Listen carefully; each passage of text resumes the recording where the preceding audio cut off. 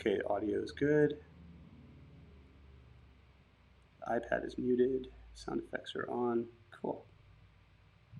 Awesome. So guys, welcome again. So it looks like we still have some people that kind of join in here. We have the view. I'm going to change the view on here to speaker view.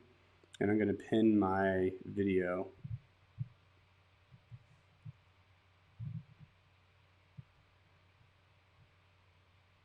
I'm going to go through the materials first and foremost to kind of show you guys kind of what the process is of what I'm using. And then we're going to go into the actual demo, which I have for the block-in. And then as we're doing that, we're going to do critiques of Rudy and Marianne. You guys are on the spot. That's funny. I don't know how to do this pin video thing. I'm really still bad with Zoom. Let's see, pin my video. Cool. Fortunately, you guys are stuck seeing me.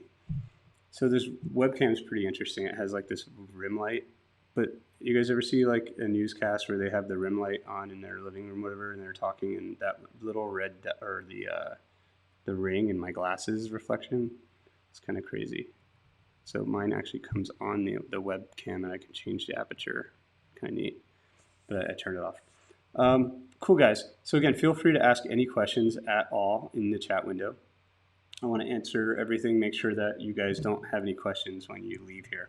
Now, we set up a day in between kind of the workshops, or a couple days in between, so that students could watch the video and do their drawings and then be critiqued a little bit better by having a day in between to work. Because usually we would do this one day, and it seemed like it was a marathon for people to try to draw along with the class.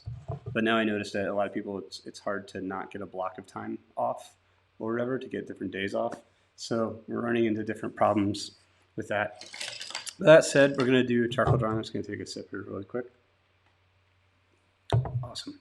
So I start my drawings with pan pastel. If you guys don't know what that is, it's a kind of a unique kind of product that is almost like a cake, makeup cake of pastel, which some of it's a little loose. I think it's a gum Arabic binder, but put into a cake form.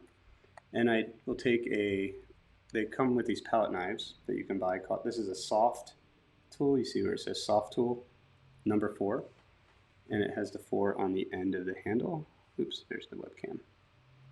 And on the end of the handle, so it tells you what it is. And then all the different sizes have different shapes to them. So I like the trowel shape, which is very similar to the exact palette knife that I actually use when I'm painting. And so my painting method and my drawing method are very similar to one another. And they come with these little pads that you can see my pad's kind of covered. It comes with, it's usually beige. I don't know if I have any extra little pads floating around here. But you basically put the pad onto the pastel, or onto the palette knife, and you kind of wiggle it on there so that there's no room between here and here. You want to make sure that this is like all the way up. You want to get your hands dirty, really getting it on there so that it doesn't fly off, or that you don't have like a weird area that it's hard to kind of manipulate.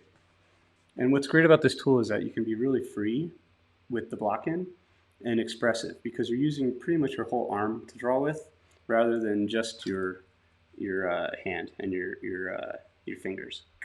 So we're thinking about it in terms of, I mean, if I was using a pencil, I would be like chunking it in like this, but the pan pastel makes it so much easier because you actually have more variety of surfaces and mark making that you can get by using the side of the pan pastel, using the flat end of the pan pastel. So you can fill in areas a lot faster than if you're using just a pencil, and just scrubbing it in.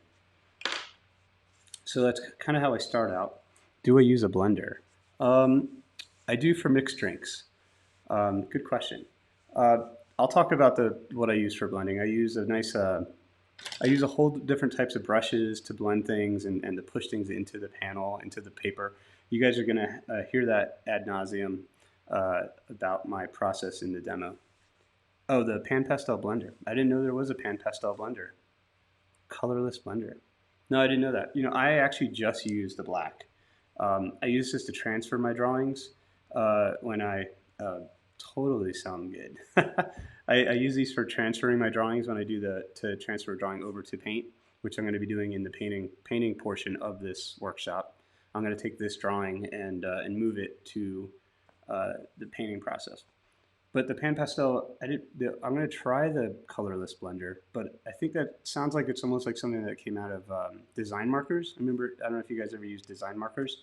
That's kind of how I started in high school, was using design markers to draw people and stuff. And they had a blender that you could like soften edges up with, which was nice, which I think was just like some type of an alcoholic solution that would like melt I don't know, the inks or something like that with the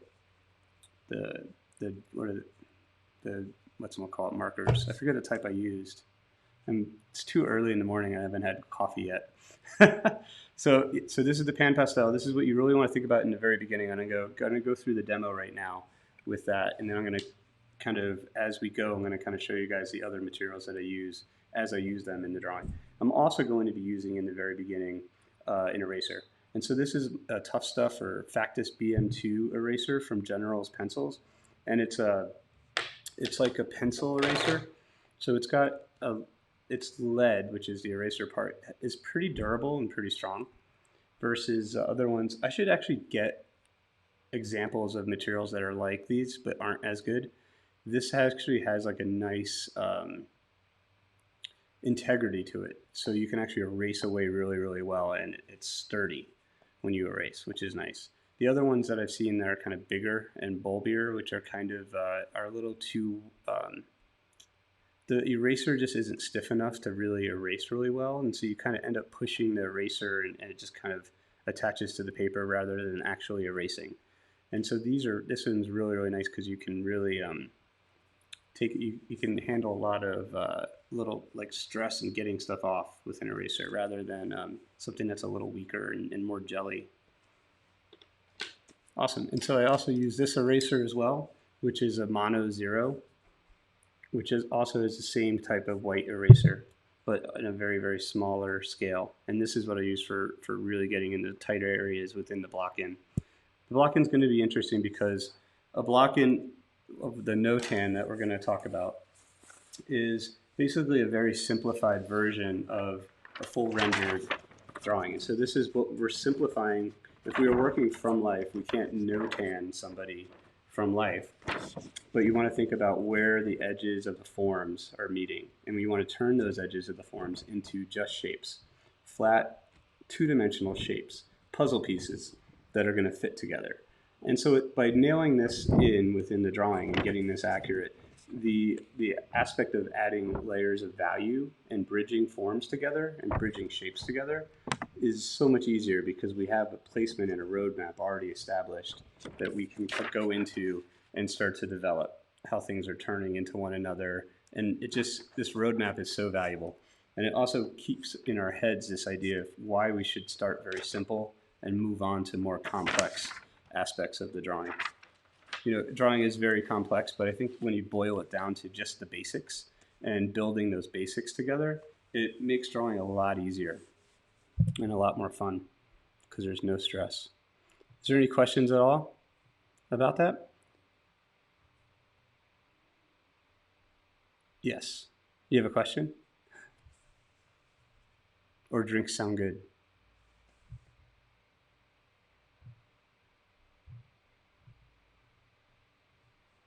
Okay, so I'm going to go in with what is the full size of the image you have again?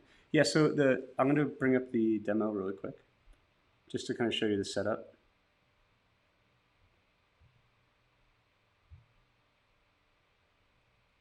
Okay, so I'm going to pause it right here. And so the setup of what we have is the drawing itself, the paper, is around 28 by, I want to say 18, because I think I came in on an inch on each side to kind of give it a border, give the drawing a border. And so it has, that's pretty much the scale. And the paper itself, I think, is only 20 and a half inches by 30 inches, the paper. The laying on was patchy. Oh, slow typer. Well, we'll talk about that. We'll talk about how we're layering and stuff, because I think that's what's really important about the idea of painting and drawing. Well, mostly drawing is that keeping the integrity of the fibers of the paper together. You guys can see me in the corner here. I'm going to move myself if you guys want to see me while I'm demo, I'm going to go into this little corner over here.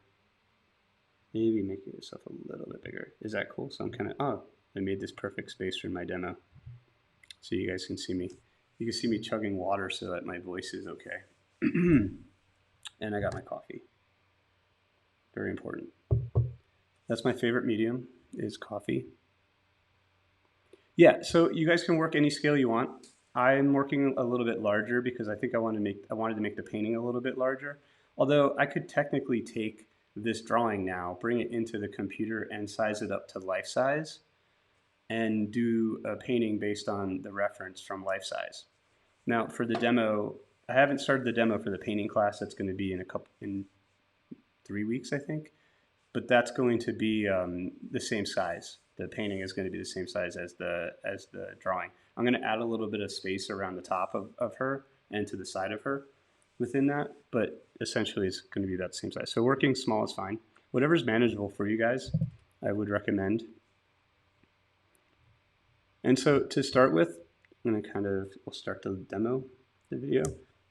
So I have my Notan, and I can see it from side to side, and I want to kind of get things to be measured up against each other on the paper.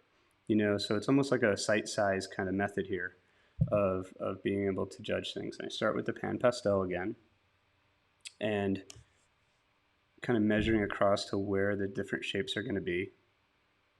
Thinking about the outside edges, how we come into this center point. What's the angles? I'm always constantly moving my arm to kind of find an angle of what I see. Thinking about it, again, my arm is moving and I'm not thinking small areas, I'm thinking straight lines and areas of proportion marks for myself, just little notes as I'm going. Thinking about how the edge of the pan pastel is going to give me a long straight line.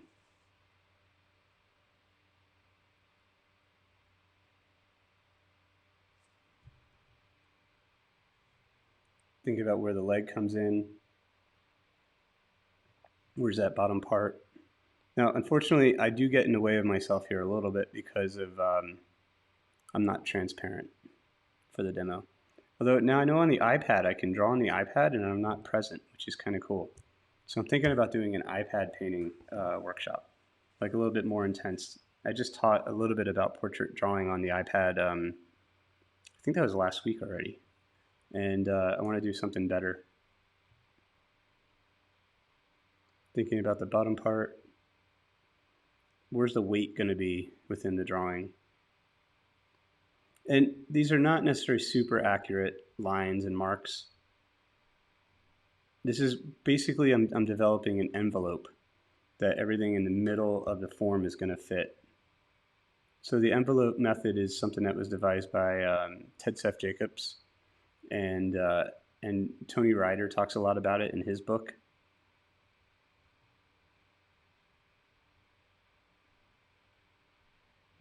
And what they do with their envelope is basically you're drawing kind of the outside contours where the contour of the figure meets the background.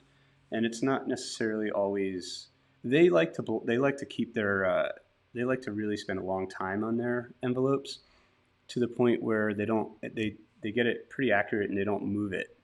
For me, I will throw an envelope on there and then I start working in from the center point out, and I change my, my envelope all the time. And I adjust things, moving things left and right because I'm not perfect. I love that shoulder, how that comes in. Where's the space of internals within the neck and that shape? And so I'm constantly just looking at the reference and moving over. Actually, I think I'm going to throw the reference in here really quick so that you guys can see the reference alongside of, let me see if this is it. This is it. Which will probably be better for you guys to see. It's not going to, let me move it to scale. The one issue with this is that I'm drawing her on an angle within the video. And so angles might be slightly different, and then my head's going to get in the way down here, so I'm going to make myself smaller. Or maybe I'll just, actually I think I can move myself here, I'm not going to get in the way. It's like, where's David instead of where's Waldo on the screen. And so I can make her a little bit bigger here. Great. Sorry. So this way you can see the reference a little bit better and I'm not in the way. So you guys can look to see what I'm kind of going after are these straight lines, straight long lines. Within the actual Notan itself, you guys will look, there are no curved lines in the Notan. Everything is a very subtle, if it is a curved line, it's a very subtle straight line into another straight line. And that's what we want to think about, is keeping things as straight and angled as possible in the very beginning. And again, feel free to ask questions, guys.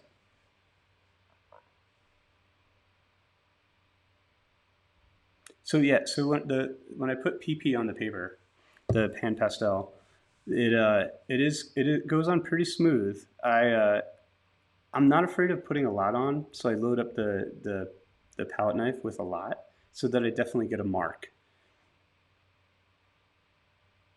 And the more you put on, the longer your line will be, the longer your mark will be. Now, when you do this, also you want to be very, very careful. The entire drawing, you want to be very, very careful. I don't use the tip of the pan pastel at all. But when you do draw, you want to be careful and you want to be really considerate of the fiber of the paper. The fiber of the paper is where the actual pastel will actually attach, and charcoal will attach itself to the paper. And if you get moisture or anything, or if you erase too hard in an area, then you'll lose kind of the grip of the fibers of the paper, and it'll be hard for you to layer. You want to kind of keep each layer kind of clean. How's it going, Rudy? I see Shana's painting behind you.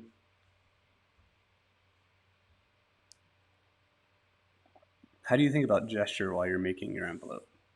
Just by keeping those long lines, I'm really thinking about kind of the gesture and the movement.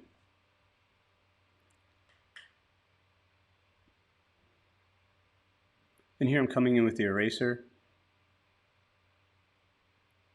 seeing where I'm off a little bit, and also want to kind of clean up some of these edges.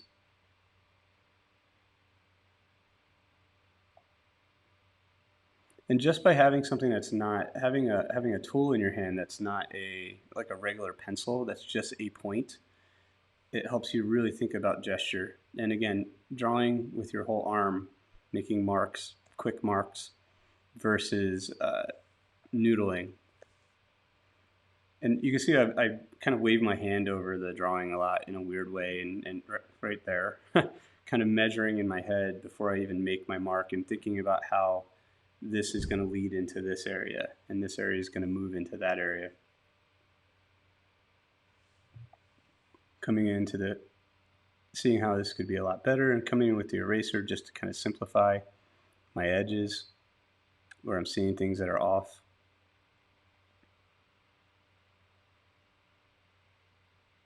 And so then again, that's that eraser, that Factus BM2 eraser that I'm starting to use right now. And I'm brushing off any of the erasers marks that I have. So my old art teacher, and some people remember this, the scrumudgeons, is my old art teacher used to call them scrumudgeons. Zeta Eileen Hudnut, my old high school art teacher. And so that kind of stuck with me. So the scrumudgeons are kind of like the fibers of the paper, the parts of the eraser, the charcoal that you're lifting off, all that like gook that kind of is on top of the paper once you erase. And so I always wipe that. You'll see I'm incessant about keeping, again, I don't want to push any of that stuff into the paper to ruin the fiber of the paper. And so I take a brush, or sometimes it's the back of my hand, which it shouldn't be, but I'll kind of clean that off as I draw, because I don't want to have a nice thin line going and all of a sudden I have a piece of eraser that's on the paper that's broken the fiber, and then I won't be able to continue that line. And I want to have a very clean, pristine surface. I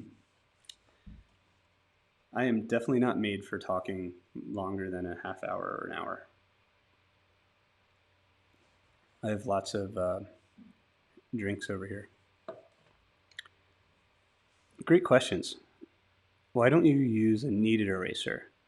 Yeah, it's funny. I don't like kneaded erasers because again, I feel like they're too. They're just that they don't have the integrity that erase precisely enough for me. I know you can kind of make them and you can like whittle them or turn them into small points and such, but they just. I don't know. I don't know. I feel like I don't have control over them.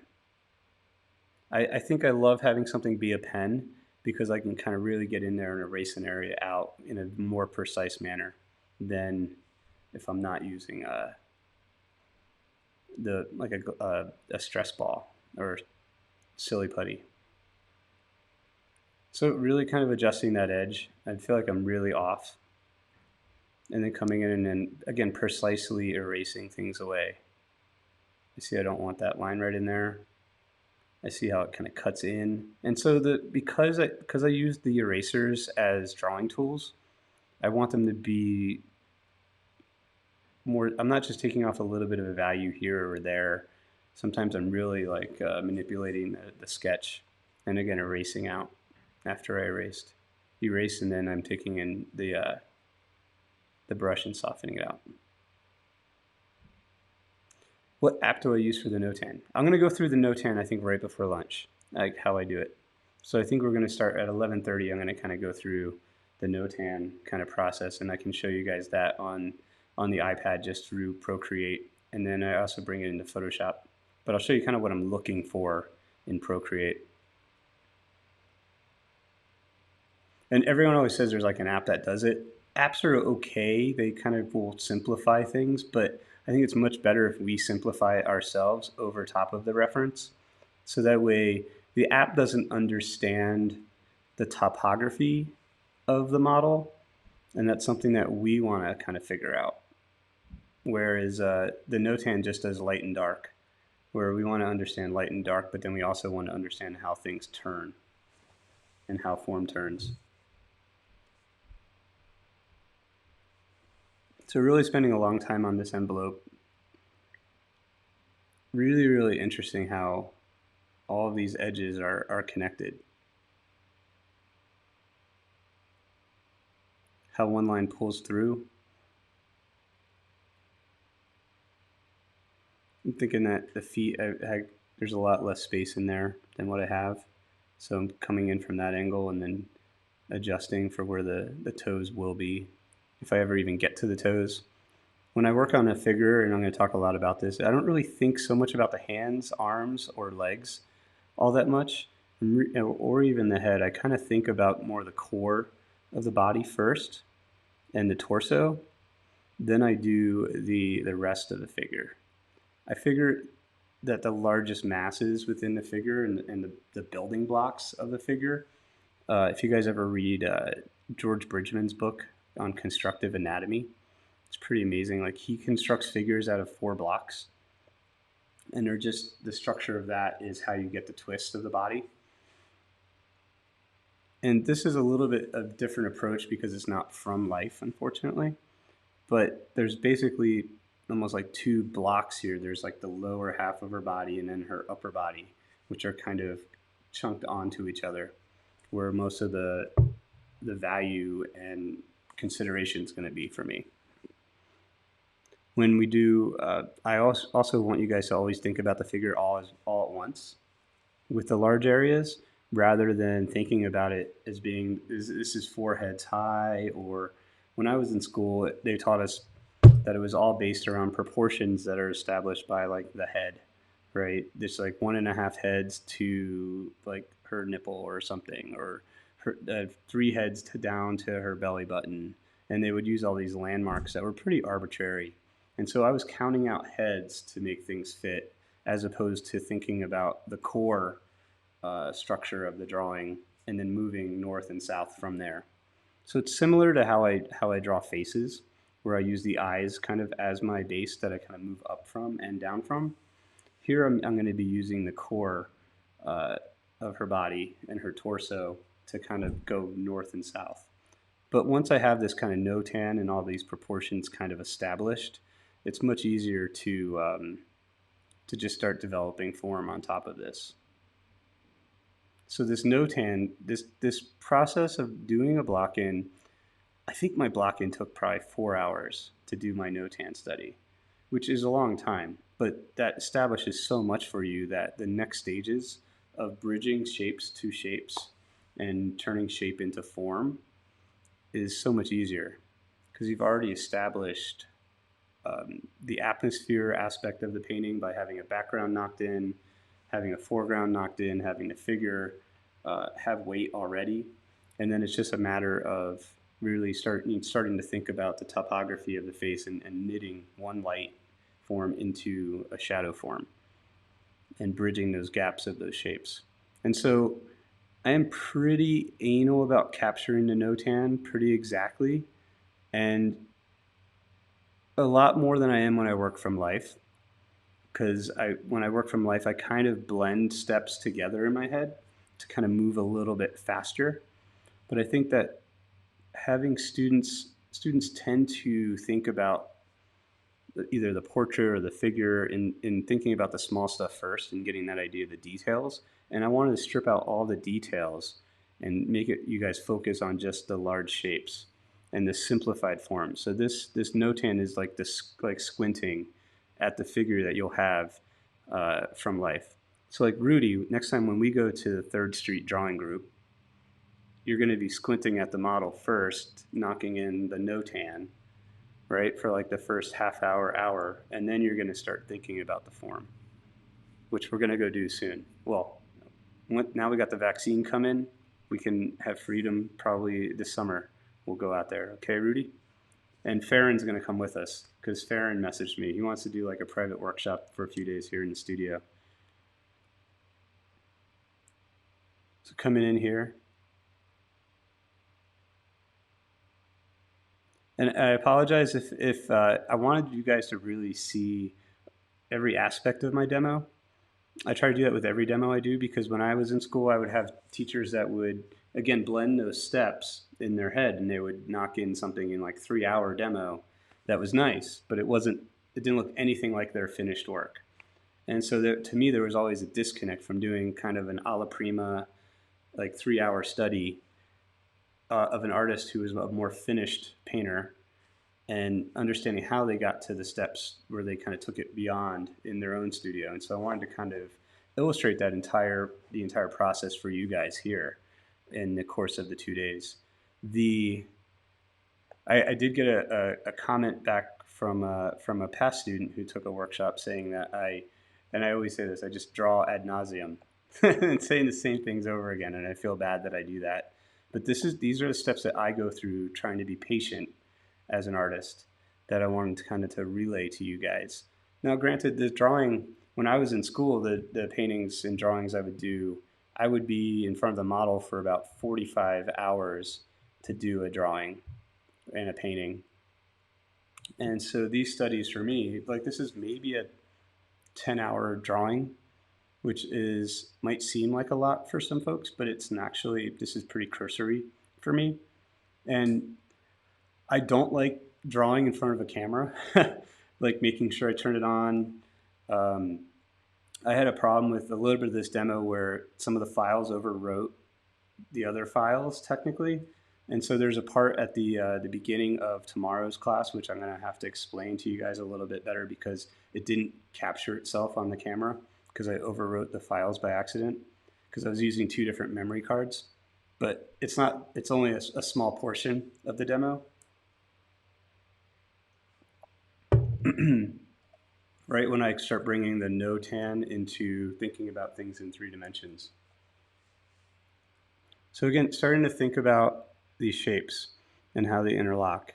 Again, using that eraser, because the pan pastel gives me kind of a wide line, I can come in with the eraser and thin out that line to make it a little bit more precise. And so I feel like the pan pastel and the eraser kind of work hand in hand right now. And I'm not worried about eyes, nose, mouth, or anything. I'm really thinking about just that shadow shape underneath the nose, the shadow shape underneath the chin, almost exactly like I do with portrait painting. Now, I purposely did not want to paint her with her face kind of forward towards us. I tried to look for something. There was one pose I was thinking about doing where she had no profile, which is really beautiful. but I wanted just kind of a side profile. I love actually having the figure kind of interact with the viewer when I do my work. But I thought for this workshop, I didn't want to spend a long time on figure features, uh, mostly on the form itself. Do you guys have any questions at all? Feel free again to ask. Oh, there we go. Thanks, Ray. Over the course of 45 hours, how do you deal with changing of angles of arms, legs, chin dropping, etc.? Yeah, no, I think that I actually when I was in school, and I think it's different because I don't think I'm ever making a product within drawing, and I say this all the time. And so for me, when I'm drawing, it's very much about chasing what it is I'm seeing. And so models would move, and I would change my drawing to fit that model and what their movements were. I had no problem with that at all. I didn't. I wasn't thinking about, oh, now I got to change this. I'm so um, frustrated. But then also, when I would draw, again, thinking about that core section, right? So having it, like, if you think of like you're sculpting a figure, you kind of chunk out the main torso and the body and those aspects first, and then you add a head, and then you add arms, and then you add like appendages. So I always tend to think about those things towards the end. And as you'll see within this demo, I kind of block in a kind of a notan of what I'm thinking about for the arms and legs, but and the feet and the hands. But I don't think about that stuff to the very, very end. You know, and even I leave the face pretty simplified, even in the finished sketch, where I almost outline the her profile just to kind of separate it slightly from the background. I can send you guys a detailed high-res photo of the finished drawing as well. After this, I can shoot that out to everybody. I literally thought the drawing was, I've been filming the drawing for a few days now, which has been kind of fun. Because it's a larger drawing than I usually do, because usually when I do the portraits are maybe 15 by 20, and this is like 20 by 30, so this is double the size. And so the camera angles had to be different and all that stuff. So then technically, it's been kind of fun trying to figure out. Now, usually when I do figure drawings for my gallery, I would do them life size. Like I wanted to try to do some more life size nudes, which would be kind of cool. I used to do that for my gallery before I started doing more portraiture stuff. And everyone thinks now I'm just a portrait painter because I paint a lot of faces. And it's been this has actually been really fun for me to kind of go back to the figure, you know, do stuff that I used to do when I was in college and when I was at the Art Students League in New York studying. So I just cursorily just drew in that horizon line, again, just to give it some weight. And usually before a session, before I'm done, I always will take a soft brush, which is, what I'm using here is a 1-inch rosemary Mundy mop for that, which is right here. If you guys can see me down in the postage stamp. And so this is like a Mundy mop. It's very, very flexible. It doesn't really, just basically takes off those scrumudgeons. And then I also have another brush I use. It's over on the easel. I'll show you guys the studio after if you guys want.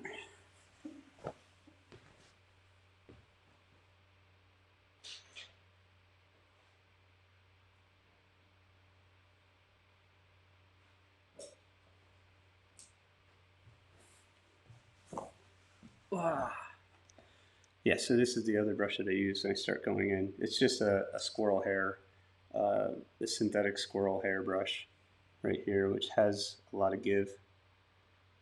It's funny, I mean, my webcam is like off to the side. I apologize. Yeah, so anyway, back to the answer to the full question about what Ray was asking about, like different things of the model moving and getting comfortable. I guess that's also one of the benefits of using photography is that we can have different poses that are kind of harder to hold for a model. And when you're in the studio, sometimes for a long pose, the poses tend to be so boring. It's literally just a model sitting in a chair.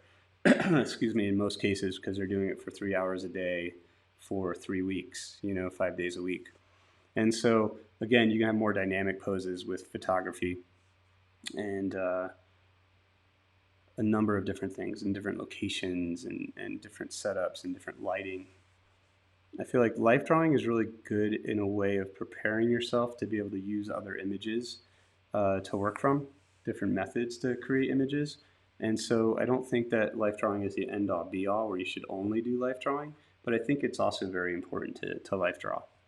It's really fun to go to life drawing group sessions. I know the one we have here in Albuquerque is kind of crazy. They own like this house that's like super. The main room is just for the model, like the living room, and it's super hippie, Santa Fe kind of Albuquerque. They have like I think stuff from like the '70s, posters and everything, and there's one dude that just he draws with crayons and all he does is smoke weed during the breaks. It's kind of funny. It's a good vibe. And I think Shana, my wife, and I went out there once, and she got stuck next to the guy, and she's like, "He smells so bad, and like not bad, like he's just like he doesn't shower, and that he also smells like weed. I think the weed is supposed to cover up the smell of. Anyway, it's a good vibe. He might be homeless, which is cool. Homeless people draw too.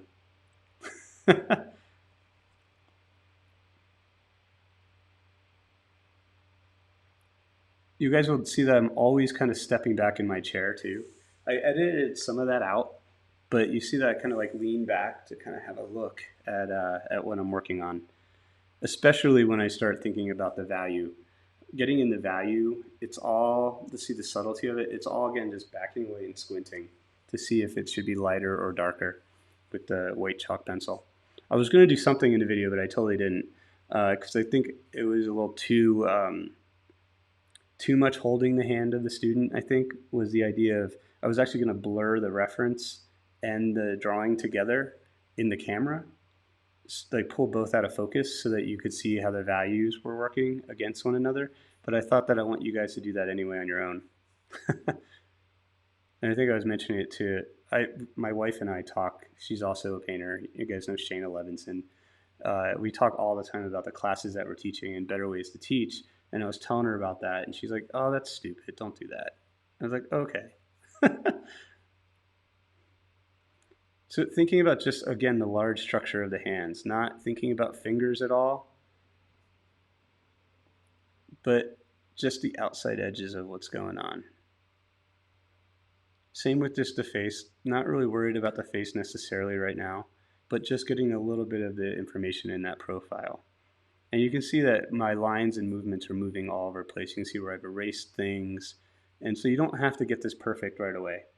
It's actually better if you don't. If you don't have it perfect, then you can see your mistakes and you can adjust them. That's what's the most important aspect of drawing, I think, is to be able to see where you're wrong. And you constantly want to hone that thought process in your head of finding mistakes, areas that can be better and more refined. Because as we're adding context to the drawing, I'm starting to see things better, where they kind of line up better, where this angle could be a little bit sharper, or it could be steeper, or this could be wider, you know. And again, always kind of wiping it with the brush just to kind of soften out the edges and also just kind of clean up that surface.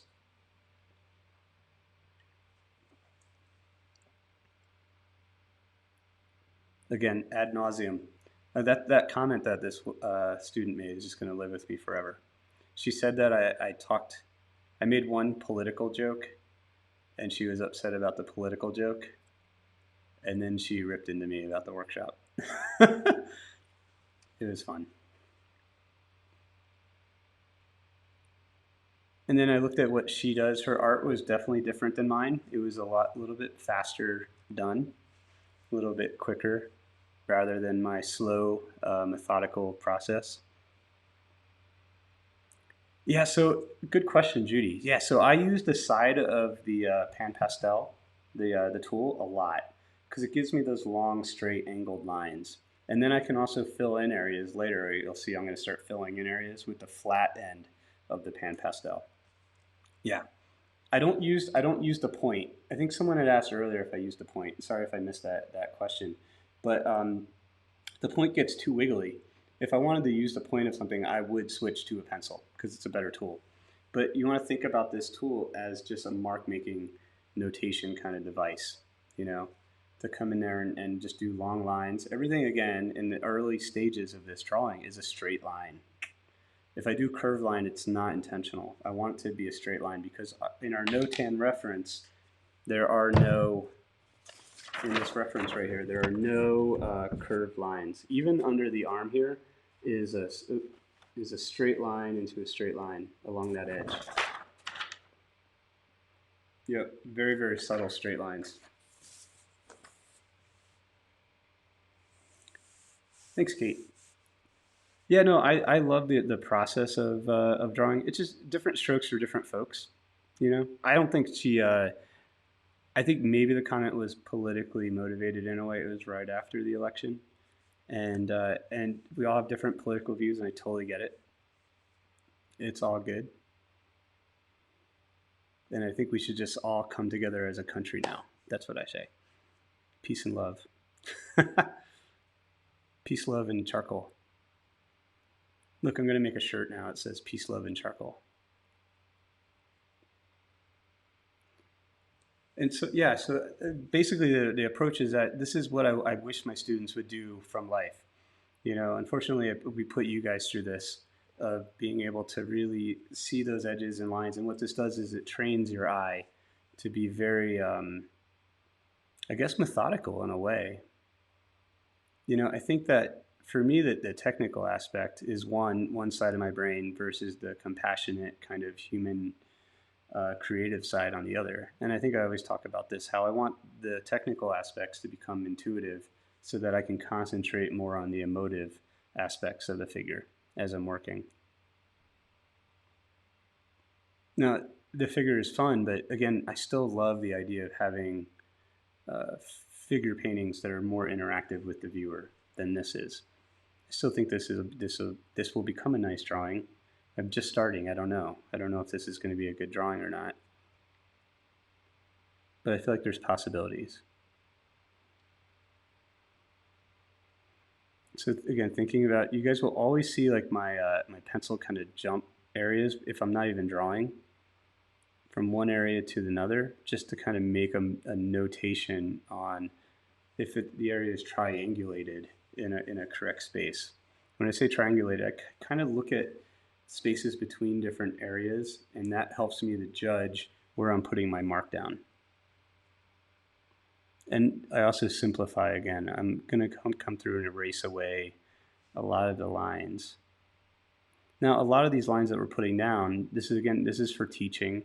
We want to be able to get those notations in your Notan correct. And we're going to erase them when we get to the full value version. So we don't want them to be, I don't want you guys pressing super, super hard on the paper, again, wounding the paper and sizing the paper too much with these lines, because we're going to go through and erase away. In fact, if you look at my drawings, I'll get my drawing out of the car probably at lunch, but you can kind of still see a little bit of indentation in where I draw, where my Notan is within the demos. Very, very subtle, very, very subtle, because I'm a very additive draftsman, where in the very beginning, I'm working on this idea of putting a line down and then erasing away and sculpting with the eraser within the block in. But then the next stage is completely additive, and where I'm not really erasing much at all. I'm just adding white chalk and dark chalk together and burnishing areas together. And so what's amazing, the paper that I'm using for this is a paper that's kind of rare, although we might have a lead on a source for some of it in England. I'm working on it with a student who's who's taking the class probably this afternoon. I think they're going to jump on. He's in England, and if you've taken you guys know Gareth because he's taken a number of these workshops with me. But he says he has a lead on some of the paper, so he's going to send me some samples from Daler-Rowney, which is a British company. So this is a Daler-Rowney's Canford cardstock in gunmetal gray, and my wife and I have stockpiled a whole bunch of sheets. I think we're running low though. But if this doesn't work, a Canson paper is really, really good too. Canson Mitants or Mitientes. I think it's called pronounced Mitants, but it looks like phonetically Mitientes or something like that. And that's a good paper. Also, it comes in different grays. And I like the off gray brown paper that they have, which is kind of nice. It's a warmer sand, I think is the color, sand, which is really nice to work on. And I like working on the back side of it. The front has a little too much pebbly texture to it, but the back side's smooth. I really like the smooth. It sounds horrible. Here's another bad joke. I really like a smooth backside for drawing. I do these bad jokes that you guys can't even. I don't even get a laugh track to. I can hear Rudy from 4 doors down laughing. I don't know.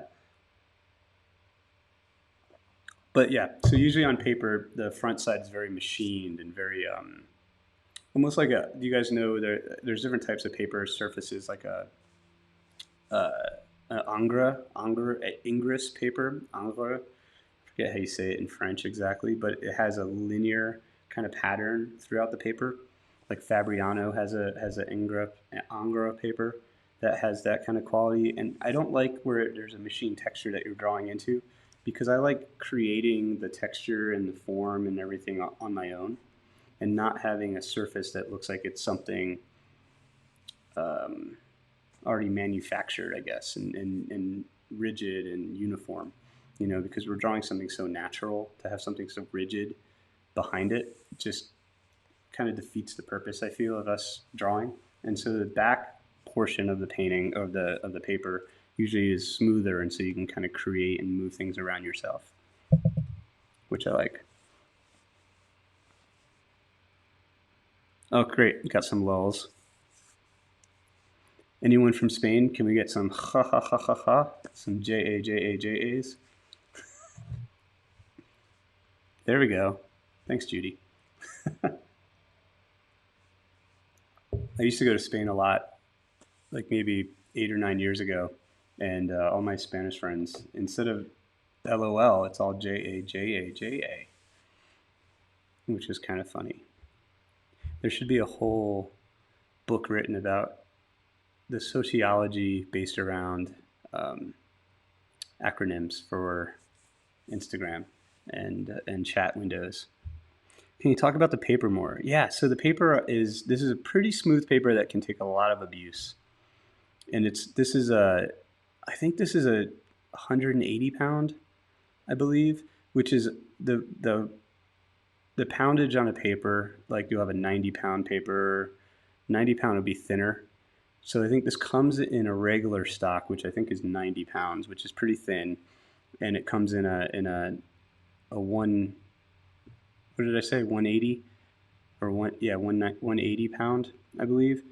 The heavier the poundage for paper is, the thicker the paper will be, right? So this is a cardstock, so it's a Canford cardstock, and the cardstock is a higher weight, and the higher weight is good for what we want to use here.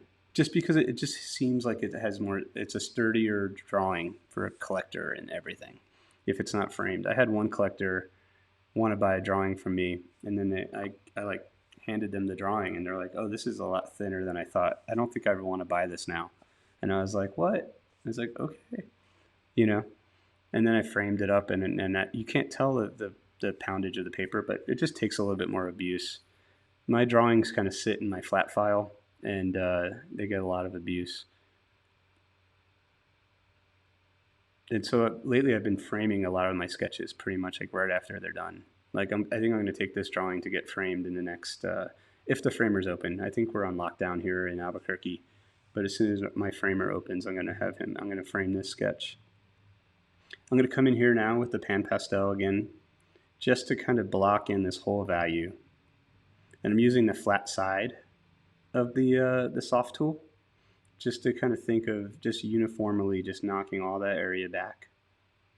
Coming down here. Again, I apologize if I'm trying to not be in the way of the camera. One good thing about teaching online, granted I am in the way a little bit, it's easier to see than if you're in a workshop, in live workshop with me, because there you can only have a certain spot in the room. Here everybody gets the best view that I can give them, hopefully. And so I think I'm going to kind of set up where the value structure is, just broadly. Coming in, I see that this area below on her knee and the leg is a lot darker. And so I'm going to come in, chisel out where that kind of flow is.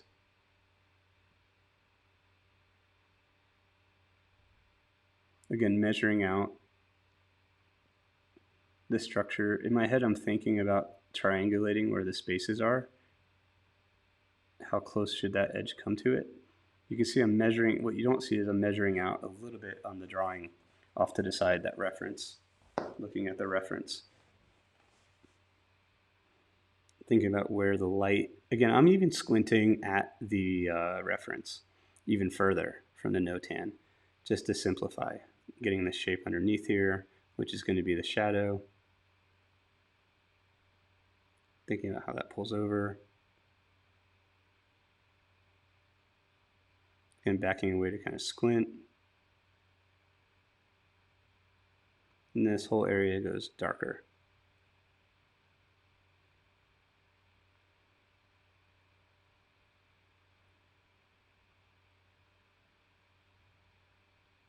So yeah, different papers are good for drawing. I love toned paper because it gives you what you, if I put a light on here, I really see the light. In the Notan, I'm not going to use white chalk at all. The Notan for today, I'm not going to use white chalk. I'm going to kind of give you guys a preview at the end of the class of what the finished sketch is going to be from the Notan. And what's good, so also during lunch, I'm going to replay this video from the start so that you guys can rewatch what's going on for the hour. So that way there's a lot of repetition. I guess there's a lot of repetition in you guys seeing what it is that I'm working on as I'm doing it, which is kind of nice. Again, I think I mentioned this all the time in my online workshops, is that the coolest aspect is that you get to rewind a demo. A lot of times I can't, I can never do that in real life, you know, when I'm doing a demo from a model. And it's kind of nice to give the students kind of this repetitive aspect of what it is I'm doing. And I think repetition is important when it comes to drawing. So coming in here and darkening up what's going on. Because again, squinting, I see that this is so much darker than the rest of the figure.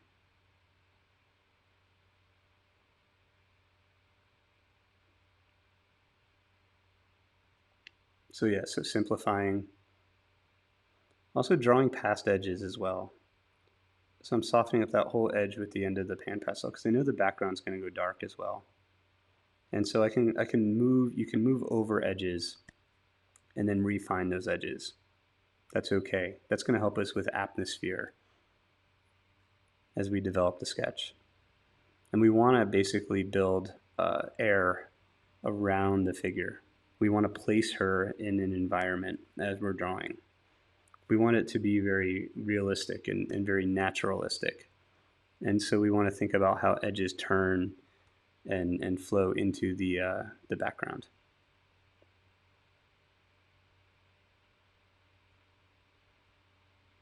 And I'm coming in now with that eraser that I was telling you guys back before, is the Mono Zero. It's a smaller version of the Factus BM2. It's this guy right here. So that it's also a cylindrical point tip right there, same as the other one, but it kind of over time it kind of sharpens itself so that you can get into smaller areas to build out the block in and get those edges straight. And then I also have another one of these mono zeros, or this, there comes in a version, it's called the mono zero, I don't know what you call it. It doesn't, I think it's got the same name, but it's got a different shape to it, which is kind of cool. It's kind of a wedge. I'll put this up against my dark shirt here. Oops. You see how it's kind of a strong rectangle that's kind of wedged? This is a nice tool also to have. Again, the eraser has the same kind of dexterity or integrity to it that it's nice. How do you find it if you were to lighten a value but not erase it? I'm not sure if I quite understand the question, Judy. Sorry. How do you find it? How do I lighten it if I don't erase it?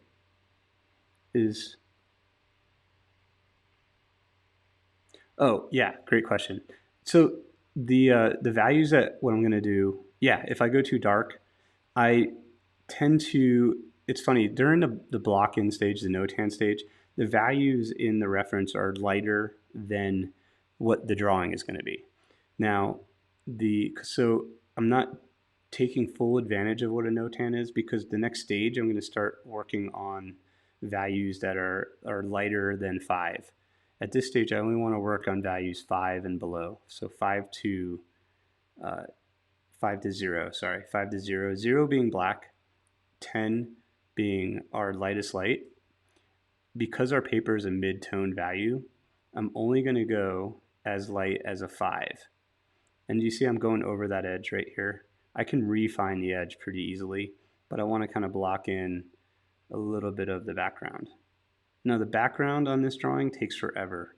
In fact, I think I spent longer on the background, simplifying the background with the pan pastel and charcoal, than actually drawing the figure. And that's just because there's a lot of space to cover, because the drawing is a little bit larger than what I usually do for a study. Now, I am only going to be working subtractively here with erasing areas. So in this area, I use a big stick charcoal. I'm not a big fan of those. I do use a soft charcoal on this, just to kind of get it more even. The big stick charcoal also gets a little too dark. What's taking me a while on this would be that it's not just a black background, it's got nuance to it. And so I want to have control over the nuance of the background as well as the figure.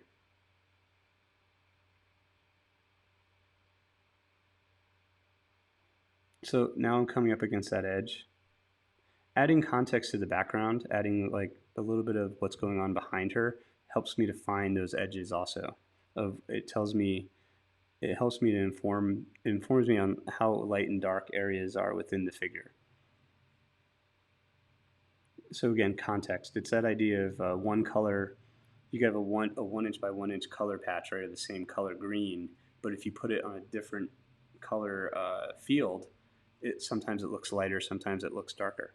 So we want to kind of build as much context within painting and drawing, value-wise. And so I kind of back away to look at things. I have a chair that has kind of you can like lean back in and not fall out of. Again, just simply starting to kind of think about the values as I'm still redrawing these edges.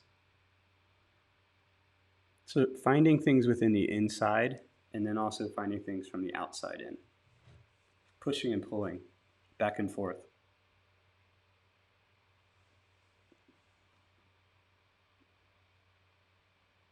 I want to get some of this dark in here of the face. And again, when I'm coming in with the background over top of I'm just coming over top of the figure, over top of the edges.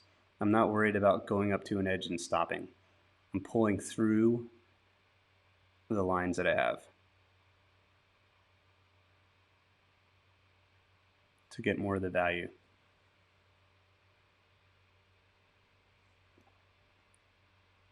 And I'm using, again, the flat side of the pan pastel.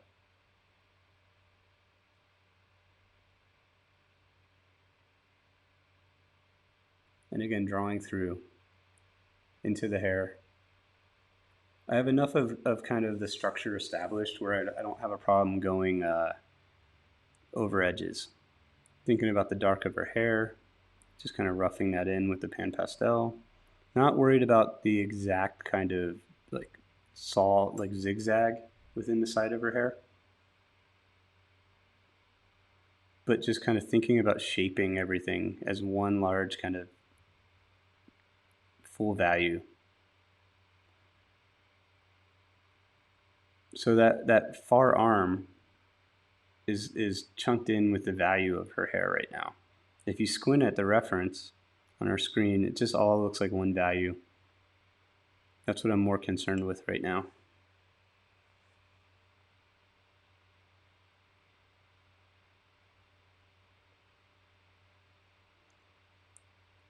Coming in here, so it gets a little bit lighter up against that edge. Thinking about the shadow shape. Her shadow on the wall is going to be really interesting. That's going to help place her within the. I dropped my pencil. Was someone trying to talk to you? I don't know. Maybe. Oh, do you want to say something, Marianne?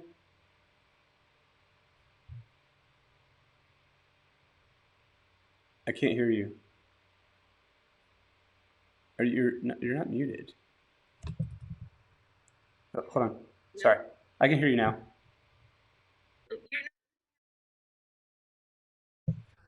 I do later on. Yeah, yeah. Um, I use it more in the background, just to, like larger areas. Yeah. I think I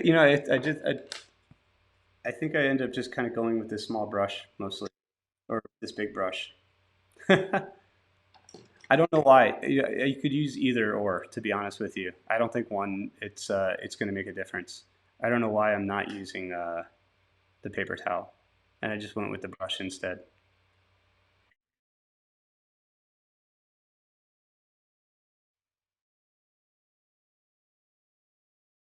Yeah, you want to look at the edges of where one edge is meeting another edge. Kind of like imagine that it's just a puzzle, like a flat puzzle piece that we're putting on, and then you want to kind of think about the value of that puzzle piece next to the next puzzle piece. Now you don't have to get all the values exact, and I think I used to want everybody to not have a line in between all the values, have one full value structure next to another full value structure. I think you can have the line as long as it's a light line. If you need to outline an area, that's okay for now. Because I think that I just want you guys to focus on that idea of getting the edges, um, straight lined edges next to each other so that it's easier for you to compare. And if you, I know you said you're working a little bit smaller than what we were saying. That might be a little bit more difficult because some of the areas are gonna might get a little crunched on you. So I want you to be careful about that. Okay? Yeah, yeah, yeah. Feel free to email me. It's just I think you have my email, I think. Okay. Oh, for some reason I didn't have my volume on. It was my fault. My volume wasn't on my computer. Oh yeah, you can attach files. I mean, but I mean the email seems to be it worked out really well for the other workshops. I used to have I didn't even put a Chiron on this one. I usually would put at the bottom uh, my email and then the subject line. I'm just slacking. I haven't taught. I think this is the first workshop in like a month and a half or so. Next workshop, I'm thinking about doing the male nude. If that's something that you guys might be interested in, I'm thinking about almost doing like a kind of. This is a very similar approach. I feel like Proudhon would use with the white chalk. And I studied a lot of Proudhon when I was in school. And one of his drawings kind of really of like this male nude sitting next to like a weird like waterfall kind of thing that I copied when I was in college. I want to see if I can get a model to kind of recreate that kind of pose, and that would be a really interesting class, I think.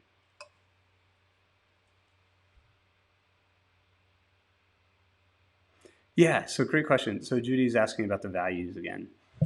So the values are let me just read your question. Can you go over the over values again? So you go 1 to 5, so not as dark. And if you put too dark a value, do you take it right out, or use eraser and then?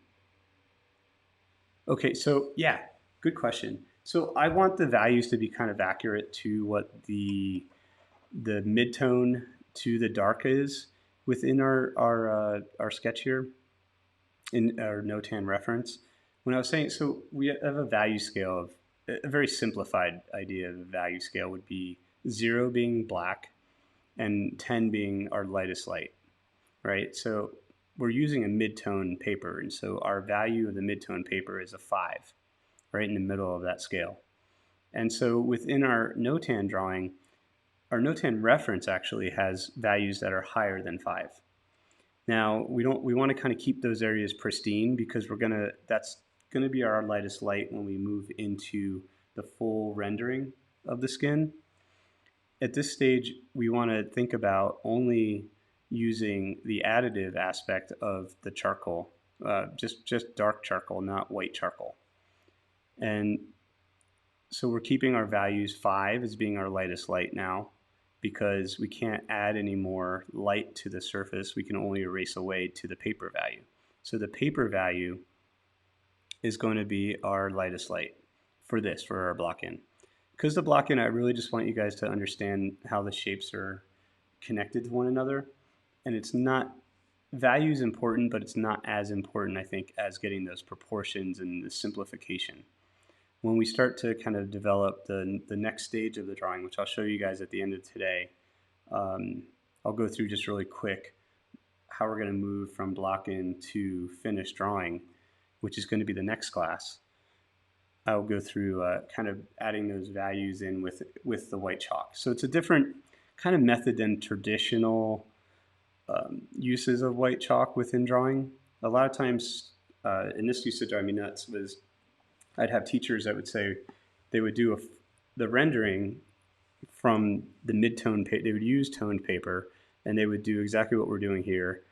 And they'd get up to level 5 was like their lightest light because it's the light of the paper. And then they would go through with a white pencil, and they would only, like their values would jump from 5, which is the lightest light of the paper, all the way to like 10 with a white chalk pencil or with pastel, like where they would only hit like the highlight of an eye or the highlight in the hair or the lightest light with just a little speck of white chalk or whatever. Instead of developing the entire full value halftones, they would miss out on value 6, 7, 8, 9, and they'd go right to 10. And so we want to have a full rendered sculpted form in our drawings. And so that's what we're going to discuss, how to achieve that in this workshop. Because we want this to have more life to it, more full value versus just having just a light and dark representation. So those would almost be like a drawing would only have 3 values if that was the case. A lot of times mid-tone, which was just the paper, they'd add their darks for the white with the charcoal, and then they just have a light highlight, which would be on an island separate from the rest of the form. There wasn't a guide to the form. So if I go too dark, I will come in with the eraser and just light pressure on the eraser, and I will just go over top of it and almost glaze it up in value. And so I would use, and I do that a lot. You'll see in larger areas. Does that make it streaky? It makes it a little streaky, I guess, in the beginning, but then you take a paper towel and a brush, and it kind of evens itself out. And the flat end of the pan pastel. And so you're definitely kind of simplifying those areas. With the background and the floor, right now I'm using a charcoal pencil, a General's charcoal pencil, and right now I'm using a medium charcoal pencil to kind of come in and shape out a little bit more of the nuance of what's going on. Yeah, so you'll have some streaks and such, but we want to kind of, as we're going, we're slowly evening out the value and simplifying those shapes. so that we are pushing and pulling again that charcoal so that it's if the background we want it to be smooth, we just spend a lot of time trying to get the values to be similar and to not be streaky. I think at the finished drawing, that's one thing I probably would spend longer on. The ground that she's sitting on in my drawing is not complete, and it does have still some of the streaks because I didn't quite get to finishing that on camera because I felt that that wasn't as valuable as having the figure being more rendered. And in a lot of cases, people like to have kind of backgrounds and stuff kind of unfinished looking so that you know it's not a photograph and it has the hand of the artist.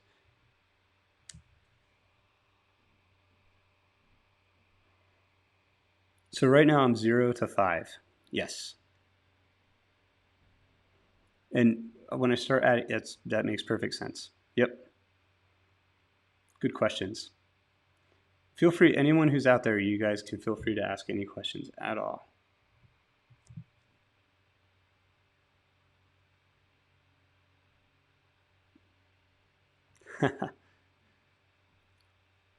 I think other people probably have questions, Judy. You're probably asking the question that someone else has as well. So now I'm kind of coming into the neck, kind of thinking about the form in the center.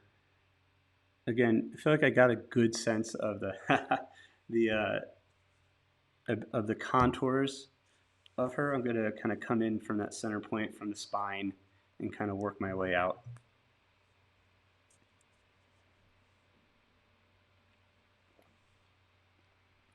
Again, kind of simplifying. If I see an area that's kind of dark, I'm going to make a notation. And I also am using, this is very important, a blending tortillon as well, a blending stump, to kind of push the darks into the paper a little bit. And so the blending stump I have is I have a number of these just kind of different. I have one that's like really tightly rolled. So for smaller areas, I have one that's a little bit more used, which is better for larger areas. And I always put extenders, pencil extenders on everything. Can I take for a sec? Can I talk for a second? How does that work? Yeah, so you just unmute yourself. I can unmute you right here. Oh, there you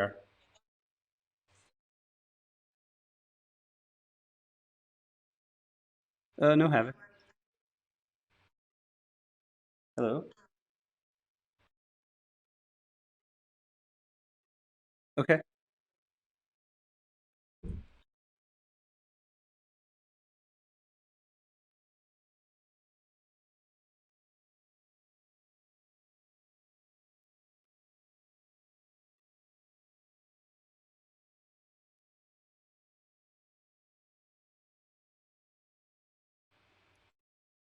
Yeah, yeah. I mean, I think that I'm just working in. I I'm more interested in getting the shapes to fit together rather than the value right now. The value, once I get these kind of shapes, I will slightly denote if something should be darker or lighter. Like again, where you see the spine, that little arrow kind of shape that's coming up in between her neck. I kind of darken that because I know that's going to be a darker area, but I'm still more concerned with the flat shapes. Now, all the flat shapes, I just am not touching a white chalk pencil until I want to kind of break apart those shapes. And so this right here, the white pencil represents my 6, 7, 8, 9, and 10, because this is the only way to get value um, past a 5, right? Because if we're erasing and adding, we're only making something darker, and we're only erasing up to 5. Does that make sense?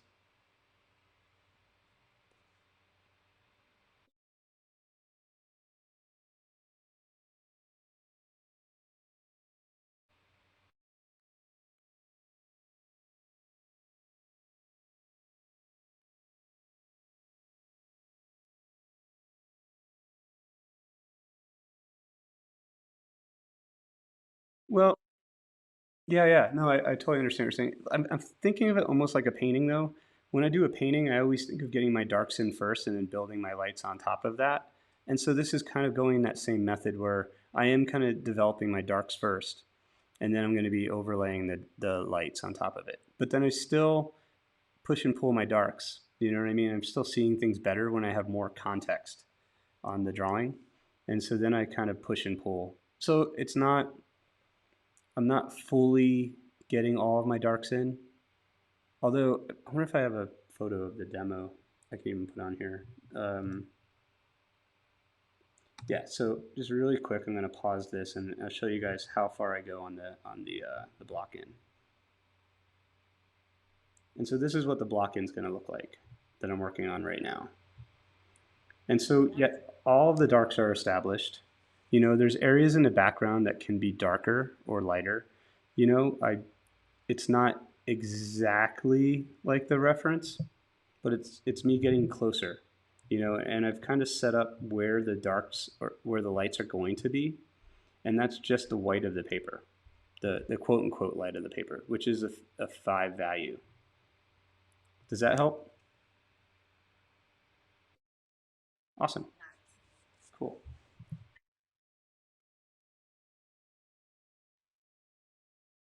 Yeah, no, I'm still, but I'm really, really focused on, and I don't know if I can zoom, I can't zoom really into my sketch, but I want you to really think when you're drawing at this early stage, though, about the simplification of things. And just the idea that when we draw, we want to keep things are as simple as possible. They're as flat and two dimensional as possible. And when we start to think about the full range of value, is when we start to think about the full range of topography and the full range of value and form and how they're married together, more so than at this stage. That's going to be I'm going to talk a lot about that. And you'll fully understand it totally. Um, this class, how this class leads into the next class, because the next class is going to be that kind of putting on breaking across forms and how one area is linked to another, you know, and the gentleness that needs to be pulled, um, the subtlety. This is not subtle at all. This is subtle in how these forms or how these shapes fit together, but then it's not subtle in how the values are related to one another. Great question.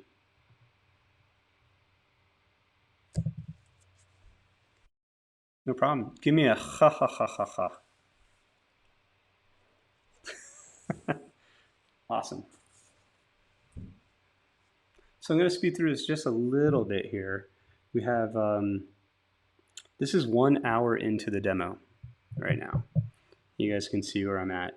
Starting to kind of piece together where the smaller pieces are interacting with one another. Again, still finding context.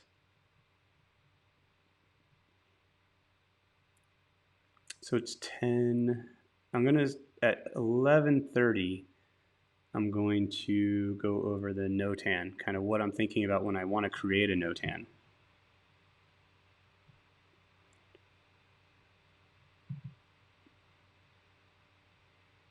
So I'm going to kind of scrub through here just a little bit just so I don't bore you guys to death.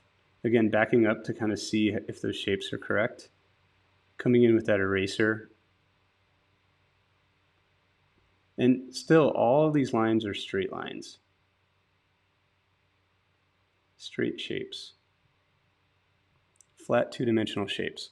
I always think of it as if I'm doing like a jigsaw puzzle that starts out with I'm making my own jigsaw puzzle, right? And all the pieces are there and they're all cut kind of fit together, but they're not like pristinely seamed together. And so I'm kind of machining all the edges to fit almost exact. And so I want to get kind of more of the background in as well. I feel like I got a good start. I take lots of notes all over the body as I'm working, and I always say that they're notes to my future self because I'm going to come back and learn from the mark. Either it's either two to the left or two to the right, too far over or too just really off, you know. But there are areas that I kind of have looked at and have placed a mark just to kind of remember later on. And you can do that as long as you make those marks and they're very like light and gentle that you'll be able to move easily. Then totally recommend that. So coming into the background,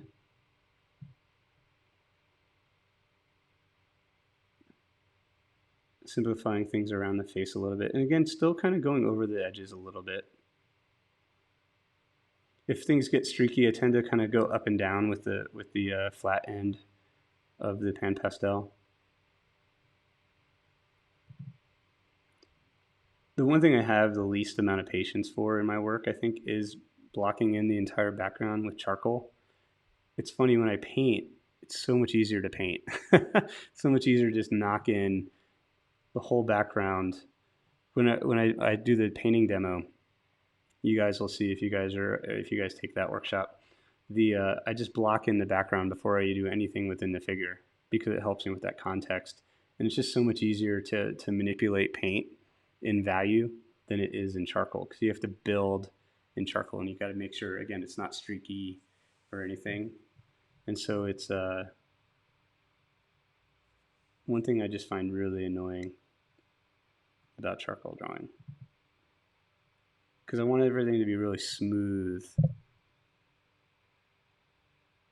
Oh, great question. Yeah, I think more of the anatomy in terms of developing the full value of the structure. I start to think about um, how the edges of the forms are pulling into the background, as well as the anatomy of what's going on. What is creating the form within the body that's pushing out? Is it a bone?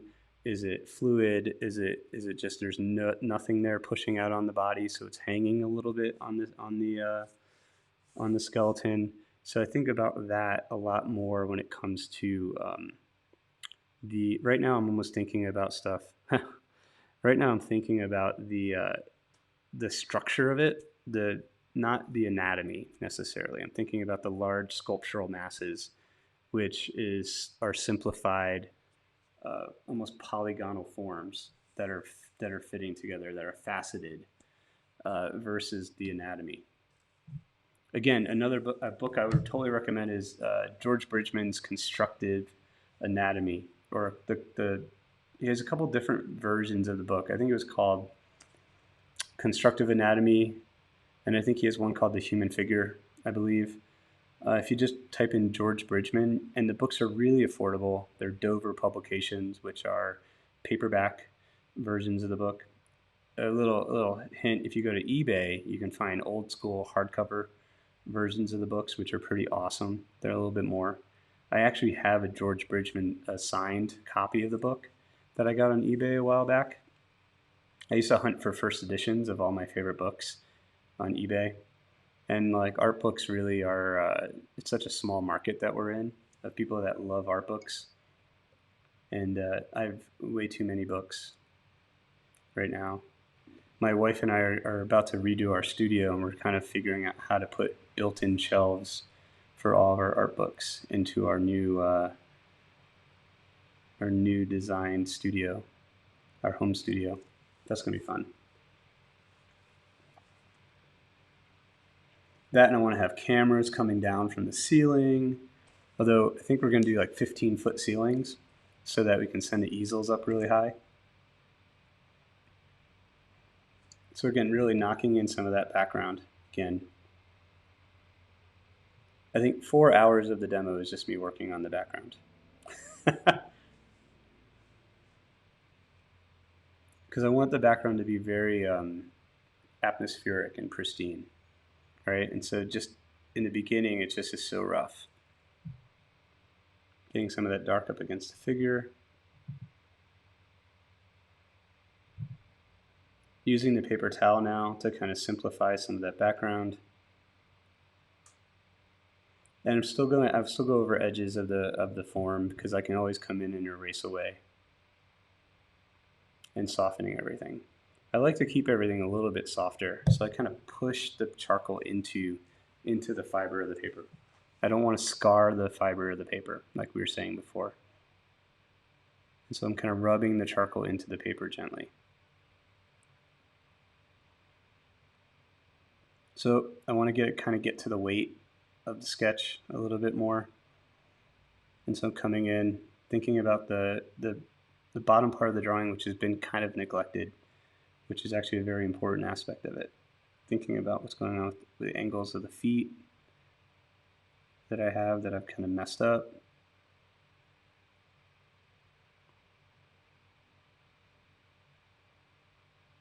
how this edge pulls down and over.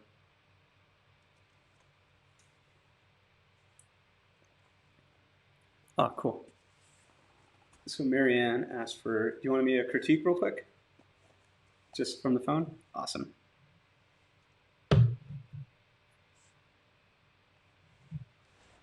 So again, coming into the background, simplifying.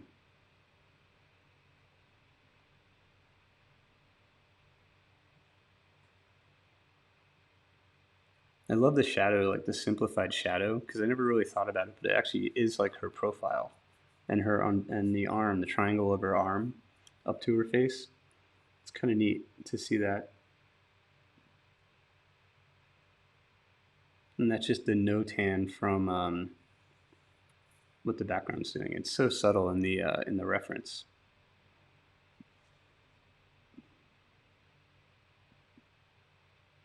Oh, I'm in my sent mail.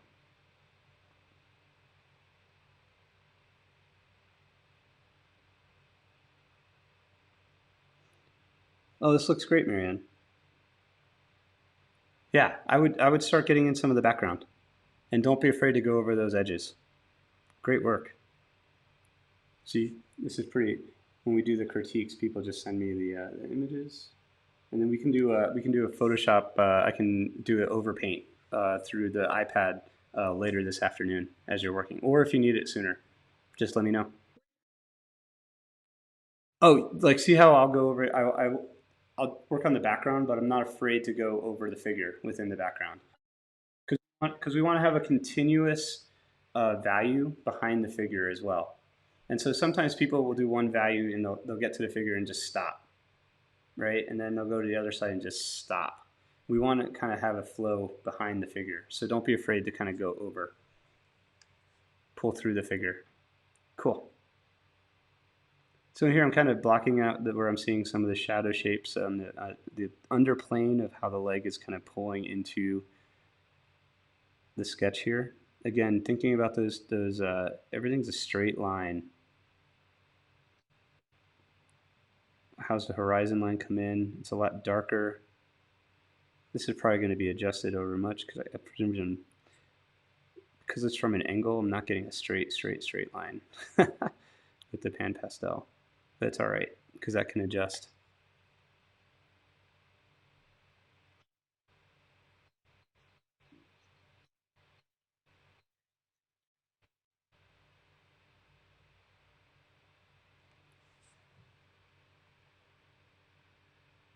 So thinking about how maybe there's a little bit more space in the knee than I have. And so I'm not afraid again to come in and readjust my edges of the original, what do you call it, your envelope method. Definitely, you don't want to stay married to any line or shape or anything within your drawing. You want to be able to move things around. Just come in with the pencil just to kind of simplify it a little bit more.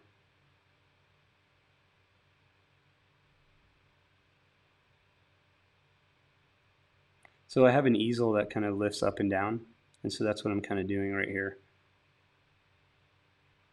so that I can get to different parts of the drawing comfortably. Again, judging spaces. You look like I almost tend to measure twice in my head, and they say measure twice, cut once. Even though I know I'm not going to be perfect with my marks, I still kind of want to come at it as I want to make the most accurate notation to myself. That's still able to be changed.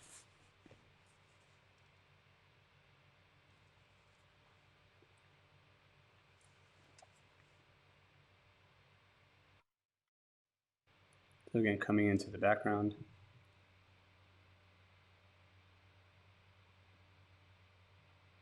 Right here is where I'm going over the figure like I was just telling Marianne. I'm not afraid to kind of draw through lines. Think of this whole area as darker, so I'm going in and just kind of glazing it all darker a little bit. Kind of thinking about this also, and I always think about setting it up for the next day. And so I'm not trying to render anything out.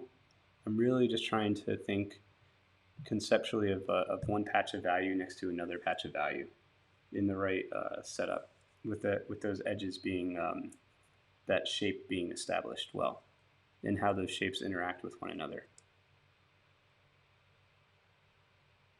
And so it's not about staying in one part of the drawing for too long and rendering it out. It's this idea of rendering everything together, or building it all together all at once.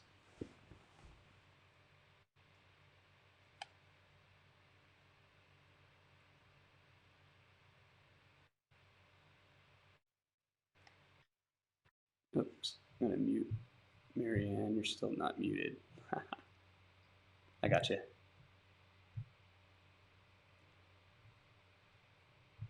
Rudy, how are you doing? I'm gonna unmute you.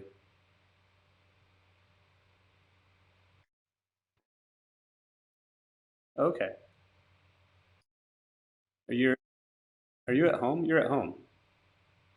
Oh, okay. I thought you were in the studio down.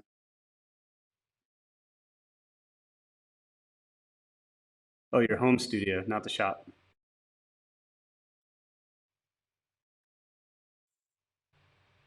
Yeah, I think I walked by the studio yesterday to take out the garbage, and I saw your light on.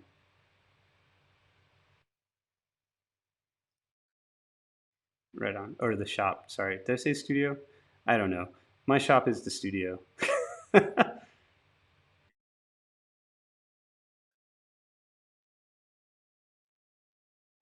Yeah. You don't like going to your shop. I get it. You like going to the studio. Right. So I'm starting to come into the hair a little bit. No, there's like kind of like that jagged light for the highlight of her hair. I'm not worried necessarily about getting it exact right now. So I'm coming in just to get the value established, and her like hair bun that's coming in. And I'm just going to come in and just darken that out.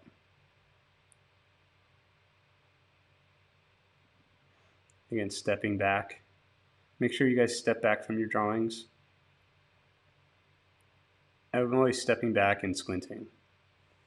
And again, just knocking in some of that dark. Unfortunately, yeah, it's hard. I wish I was transparent.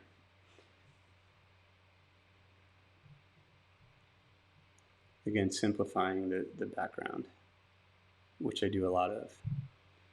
Coming down to the bottom part, I'm going to scrub ahead a little bit here, thinking about what's going on with this value down here. Now, the reference I have up and the reference that I have next to my easel, you can tell it's a little darker uh, of what I'm looking at in areas than what the digital image comes across. That's always been like something that I've noticed within online teaching, is that sometimes the digital image that I put on for my computer versus what I'm seeing in the studio is slightly different because of printing. You know, one's a light box, which is the digital image, versus a printed version of what we're doing. So we want to aim for what is the printed version. If you look, you can see how dark the side of. Look at the little smaller version I have. So I have one version that's the entire composition, one printout, and then I have one printout that's mostly just the body. And so I use both of them as reference. I use the small one as reference for the entirety of the drawing of kind of what I'm thinking, and then I have the body one for the more specifics aspects. And again, simplifying what's going on with the shadow, using a little bit more pan pastel.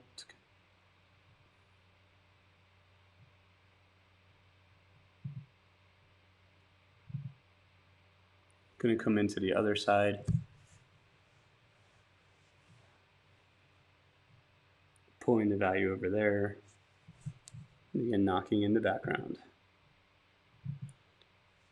It's almost like when I get bored with the background, then I'll go back into the figure.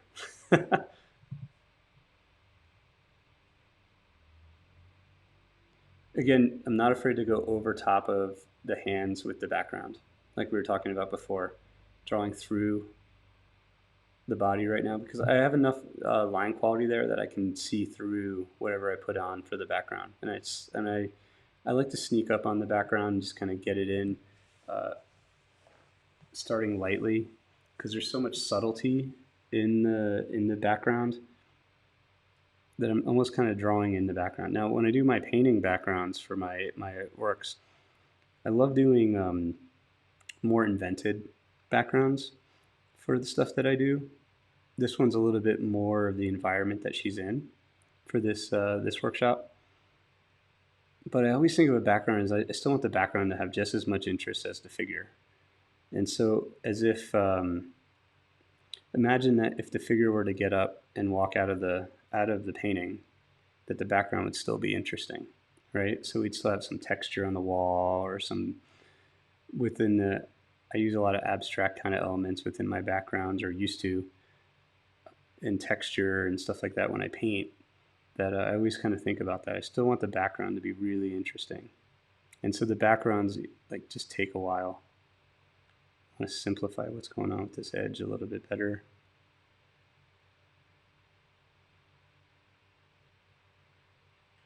That line is off that I have right in there.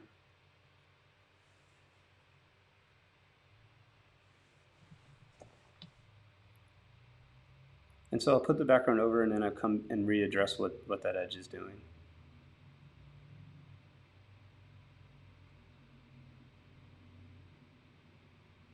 We're trying to get a sense of that weight.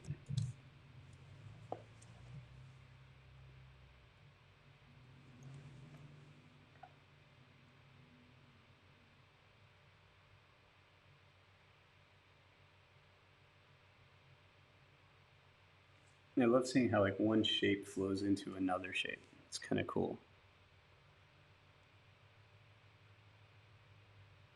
And what I'm using right now is a medium, a General's medium pencil.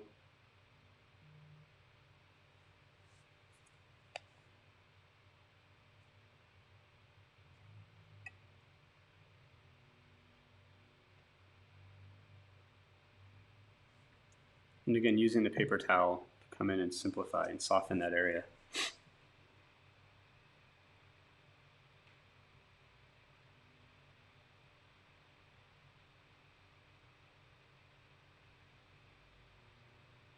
I'm spending longer on the shadow side of the background, developing that.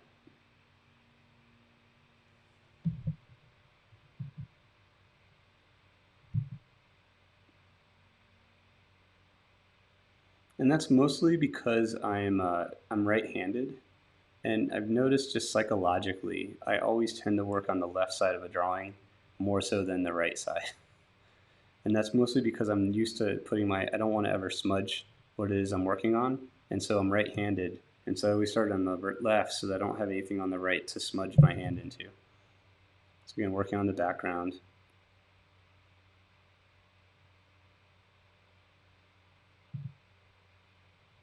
Again, softening it up. I'm going to come in here and reestablish what's going on with the face up against some of the darks that I put in there. And also just reestablishing the edges just a little bit.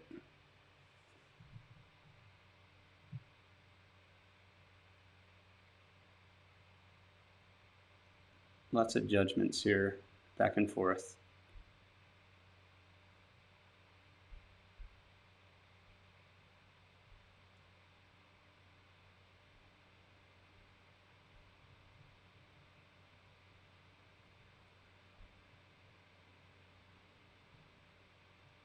As I'm doing this, I'm also establishing a little bit more of the background as well with the medium pencil to kind of simplify and soften some of the areas.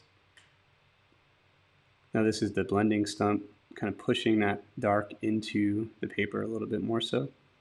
And so there's lots of layers to the background.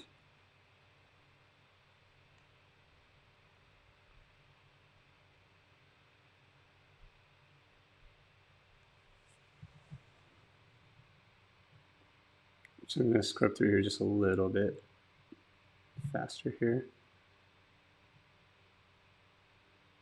Coming into using that mono 0 brush to come in and just reestablish some of these shapes.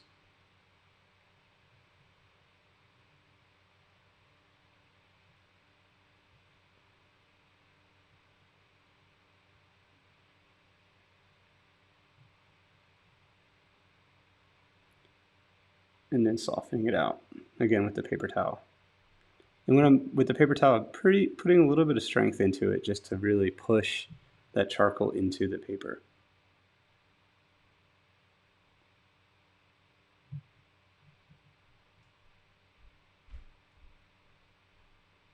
And so this is about 2 hours into the drawing, right about now. Just under, well, hour and 52 minutes.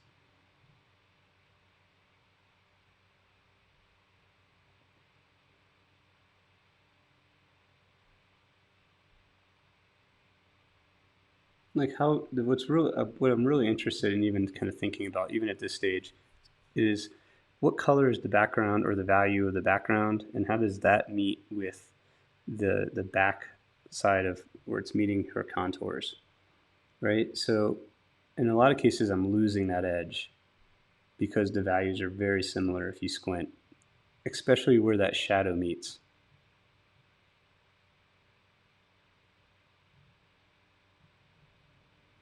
Do you like drawing and painting on the magnet board better these days? I do. I love it. It's so flexible.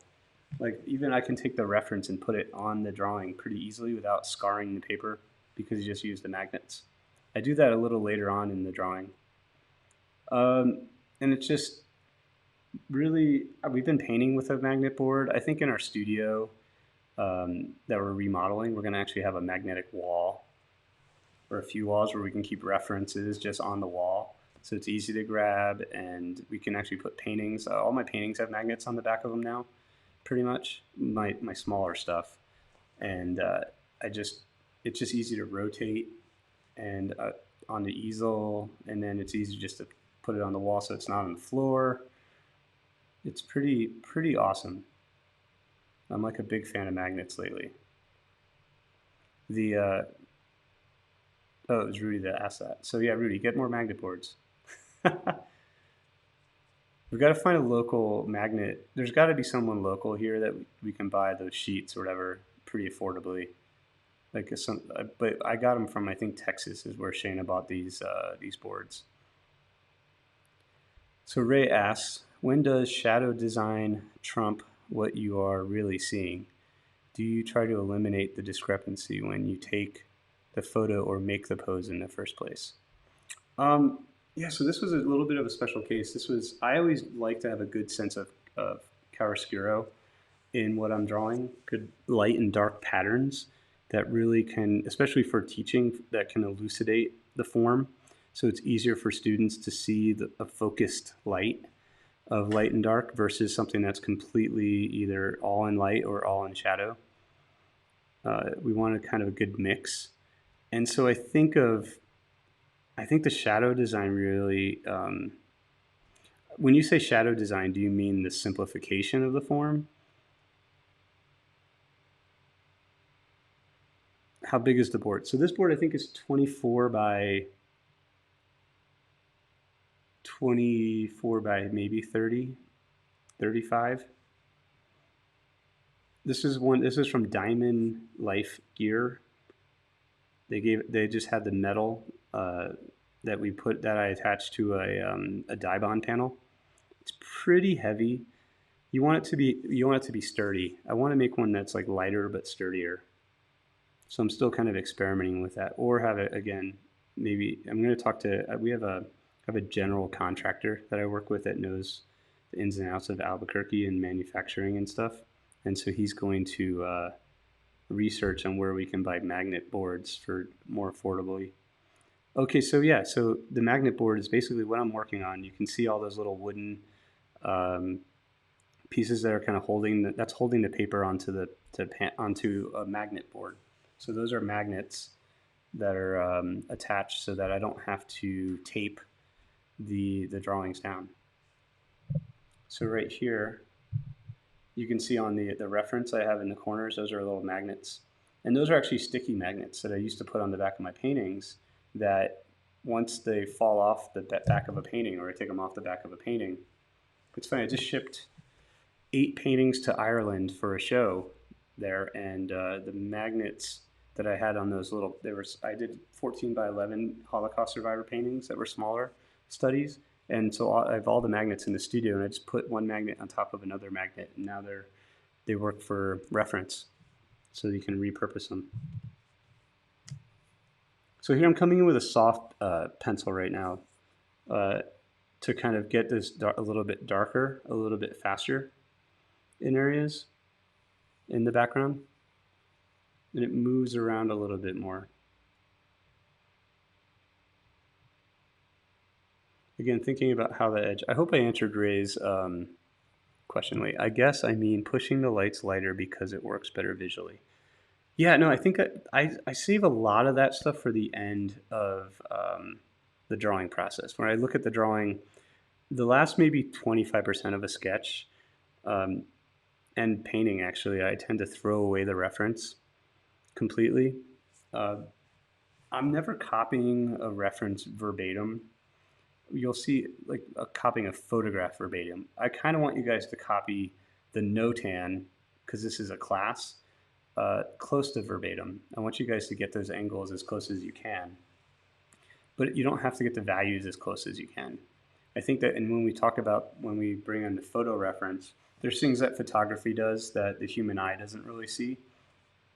How we perceive depth, and so edges. We're going to talk a lot about that, where because we have binocular vision, we understand how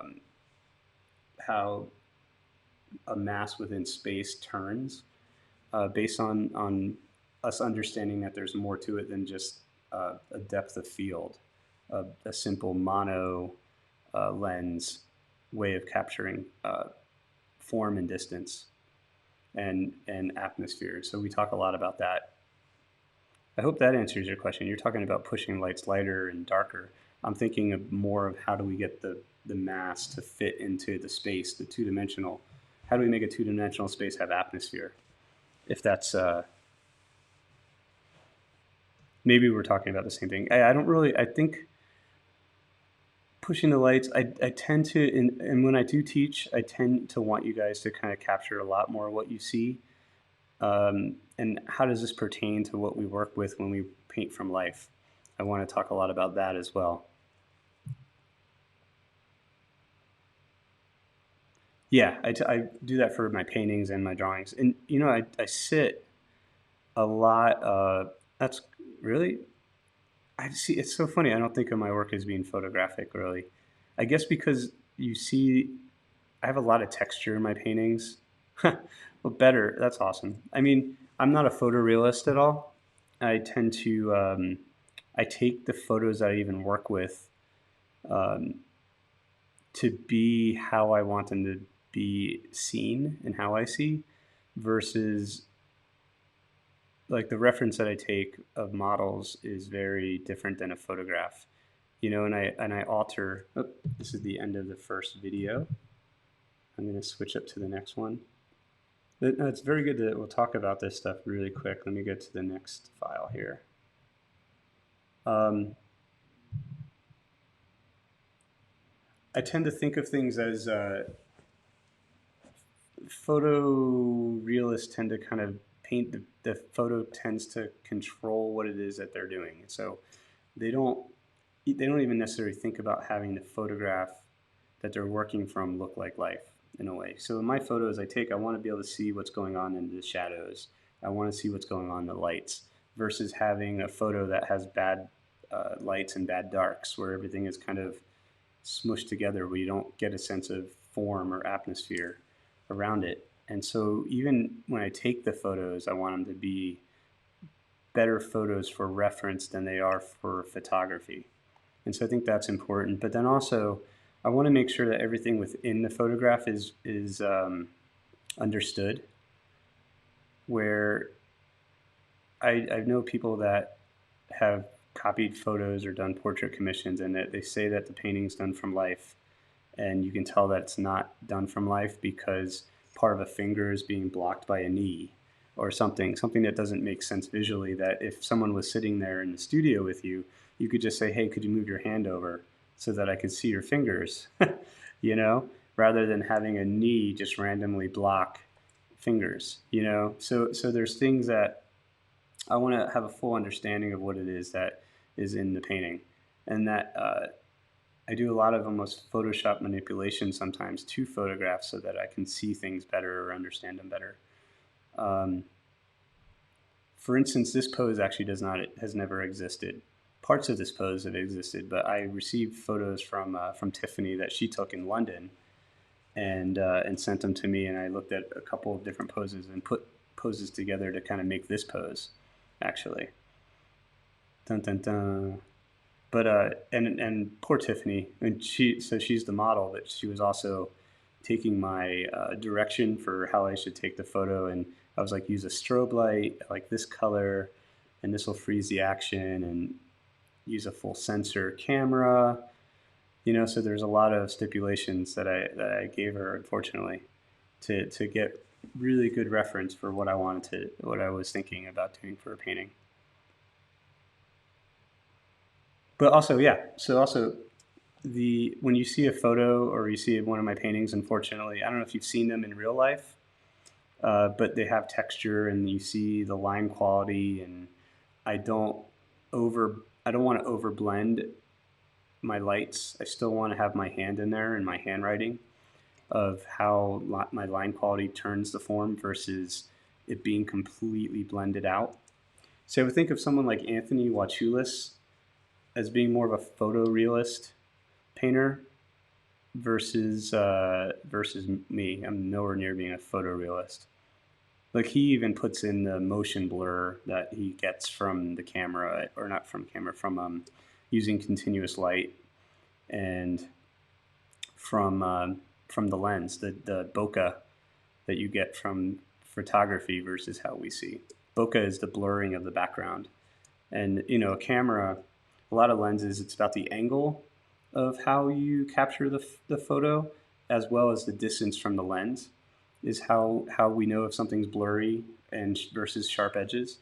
As a painter, we need to understand kind of how the figure is in space, which is different, again, which is with binocular vision of understanding how an edge turns uh, either fast or slow into the distance. And I talk a lot about that. I think Rudy's probably heard that 100 times about how I talk about edges.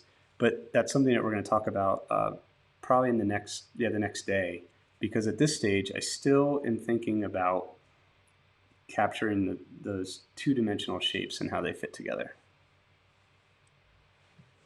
and knocking in the background. So basically, we're establishing the background, the structure, the proportions at this stage. Whereas when we can start thinking about the more like the harder questions of understanding form and how they're interlocked, and more of the subtlety of our drawing, we don't have to worry about proportions at the same time. And so we're basically taking a drawing in chunks and bite-sized bits that we can really spend a long time getting the subtlety of these shapes and how they interlock, and the value of what we're seeing and proportions. And then we don't have to add on top of that moving one form and knitting one form into the other.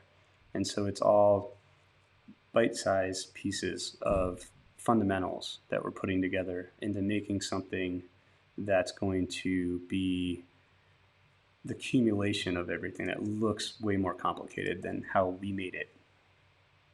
And so simplification to complexity, simple to complex. Great questions. I hope I helped that out.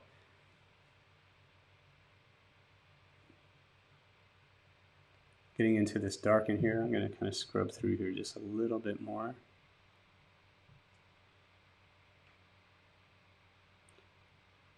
And so basically we're talking about doing I'm kind of giving you guys a strategy on the steps that it takes to make something very complex.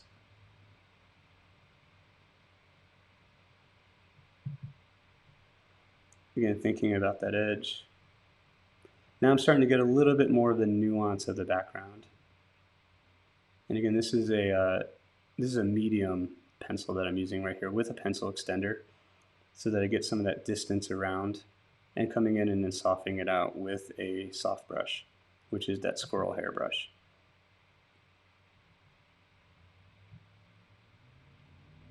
I'm going to simplify a little bit more with the pan pastel, And I don't have pastel on there. I'm just kind of using it to dry brush or blend the background in.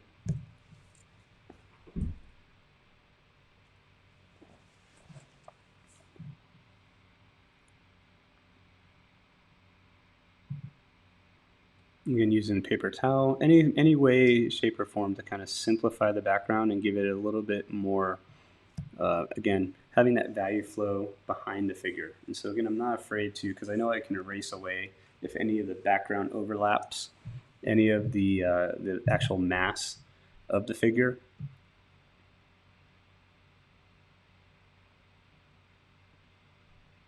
In Rudy's Drive-In.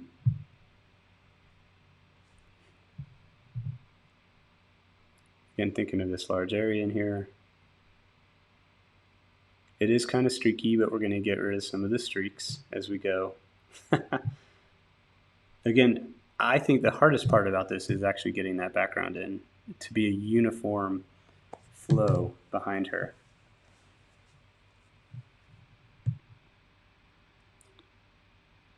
And you get the subtlety of the value. Yeah? Look. Oh, I'm going to have to mute you, Judy. Or are you asking a question? Oh, what was the question?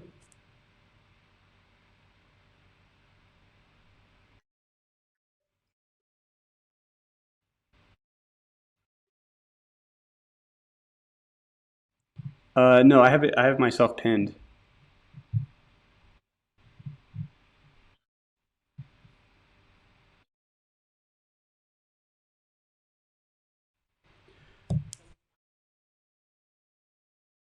Uh, yeah, I don't. I keep everything as dry as possible within the drawing. I don't.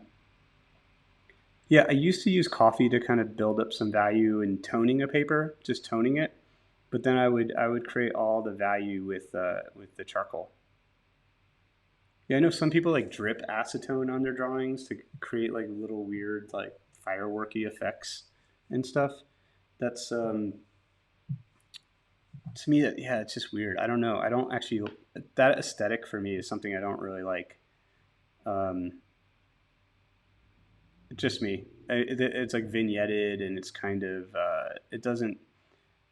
For me, the art's about the figure and about trying to capture that within space, and then to kind of do something gimmicky on top is okay. I've done some pre-planned kind of washes, I think, on one drawing, but that was just kind of an experiment.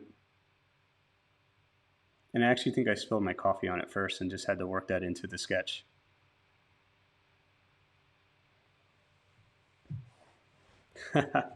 So yeah, thinking about again how the background is going to flow into the figure. I'm going to pull that reference back up so you see less me.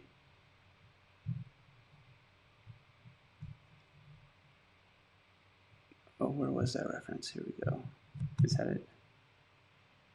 That was the actual demo. Bear with me here, guys. Sorry, 1 second.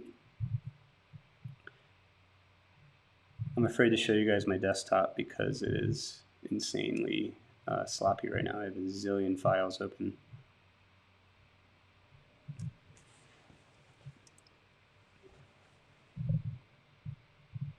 You can see here even how the background blends into the side of her body. So close in value.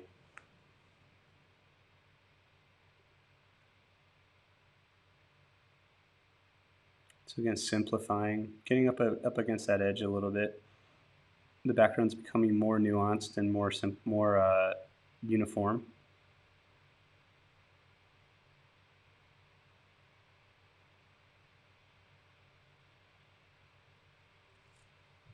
Using the pan pastel, I'm going to scrub through this just a little bit. So I feel like I got a good sense of the background now. I'm going to come into where the darks that are lying in within the internal forms now that I'm going to pull, or internal shapes. Not even thinking about form yet. It is still all two-dimensional to me. I'm, again, establishing things that I want to build on, again, setting up the drawing for tomorrow or the next day.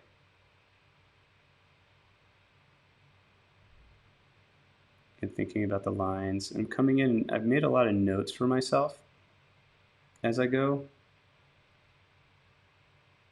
that I'm double, triple checking.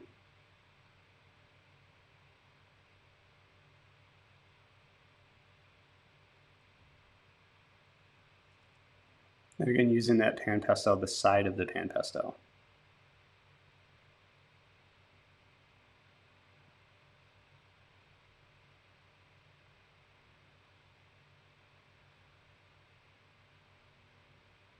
Reestablishing what those shadow shapes are doing.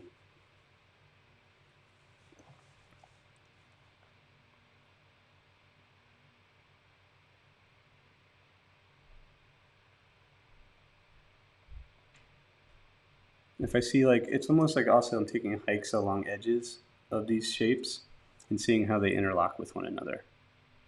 How one area pulls into another area.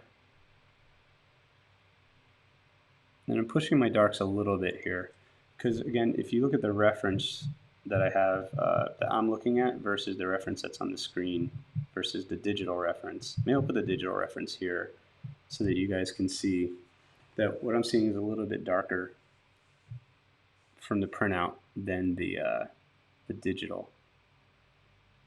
Not much. I know that if I put a dark on there, because I rub so much on the drawing and creating atmosphere with the drawing, that I'm going to lighten those dark areas. And it's not until the very end of a drawing that I tend to kind of push my darks back in and get the darks a little bit more punchier.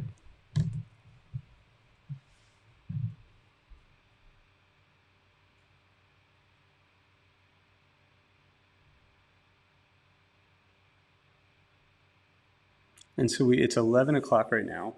We have one more hour. I'm going to split this hour into 30 minutes of this demo we're going to continue through.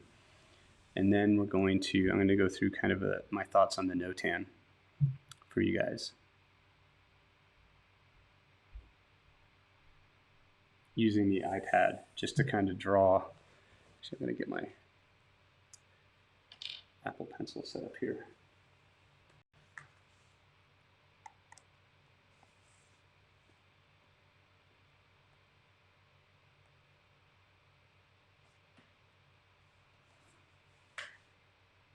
So again, also long lines.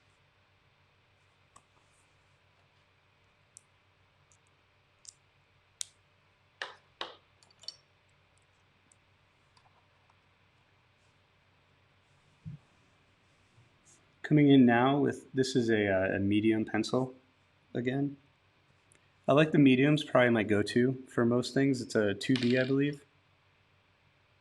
2B and HB, the hard and the medium, because I like that it's not too soft where it dusts away, but it's dark enough that it actually leaves a hold of the mark on the actual paper, which is nice.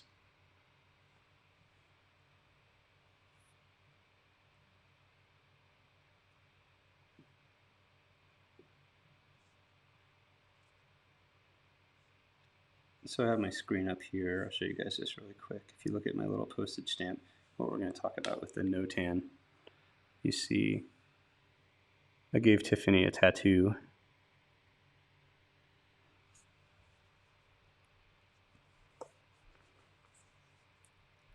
She gave a Notan tattoo.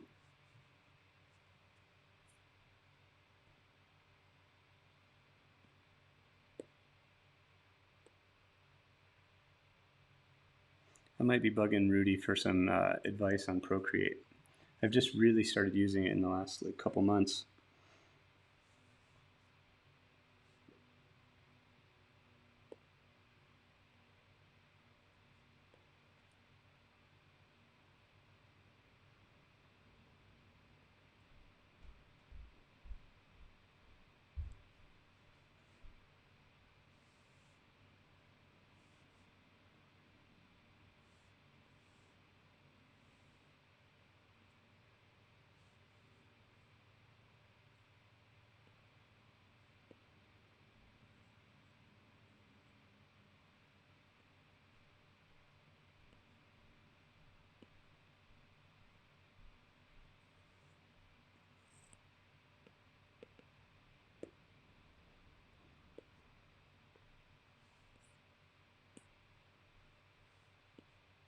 Cool. So again, coming in with that eraser now to really shape out. Now, what's really great is that it's a smaller eraser to get into these smaller nooks. That's the Tombow Zero, Mono Tombow Zero, Mono Zero.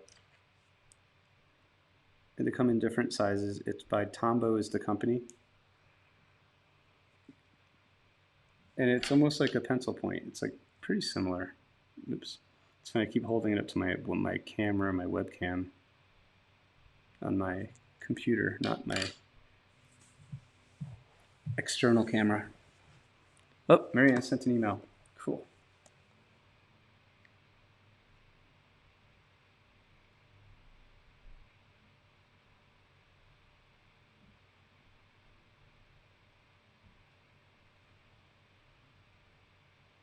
It's coming through.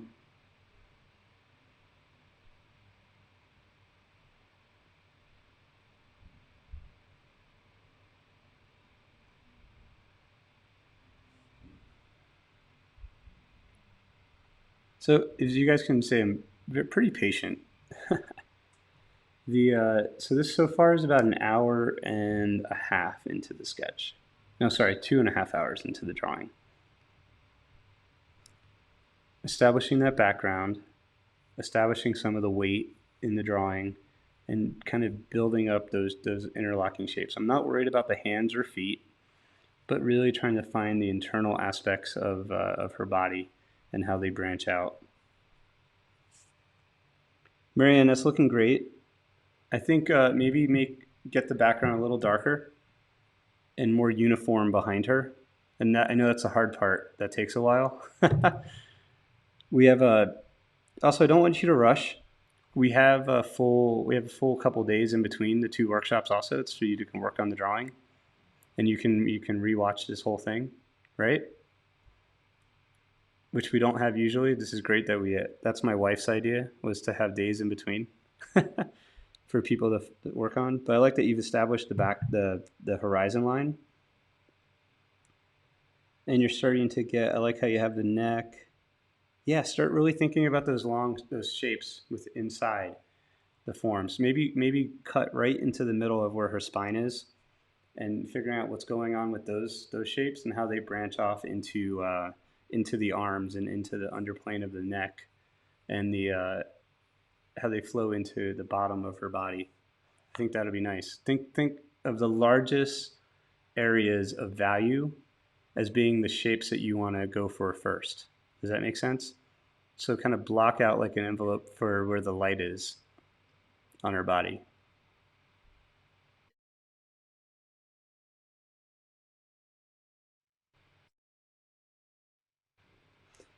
That shape looks actually pretty solid. I think I would. I think you're getting a little too rounded in some areas. I want crisp, straight lines. Not super dark though, where you can't erase them. But I want those lines to be able to lead us a little bit more. I'm thinking that there might be a little bit more space if you follow like the neck, the line from the neck to the breast. I feel like the breast is maybe coming out a little too far.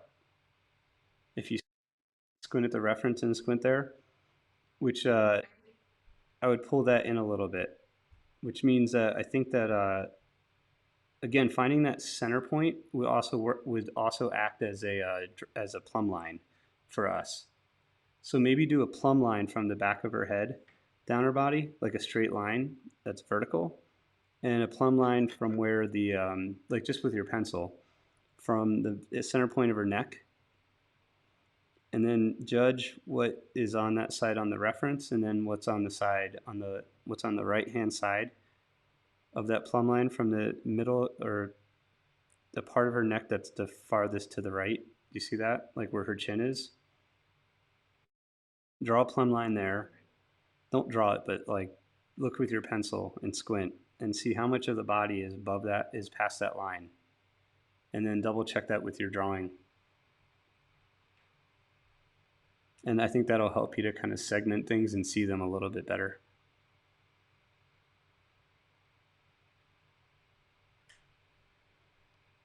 But I like how you're getting the weight in there. Yeah, definitely crisp straight lines. Think about that, okay? Awesome. No problem. Judy's asking about the afternoon. So this afternoon we're going to be doing a lot more. We're going to be doing the demos and the critiques of Rudy. And well, Rudy, I don't know if you're even getting to draw. Uh, we'll figure something out with Rudy. But we're going to continue with Marianne, and we're going to get through the block in today, the block in process of the demo, and then which is going to set us up for the next class, which is going to be moving from block in to full value. And so yeah, we take an hour lunch just so that I can rest my voice. So that's going to be at 12 o'clock, and then we come back at 1 o'clock. And during the lunch break, I'm going to put the camera or the video on again. I'm going to start it from the very beginning so that you guys can see where the sketch started and have a kind of a refresher. And then I'm going to go back to where I was going in as well.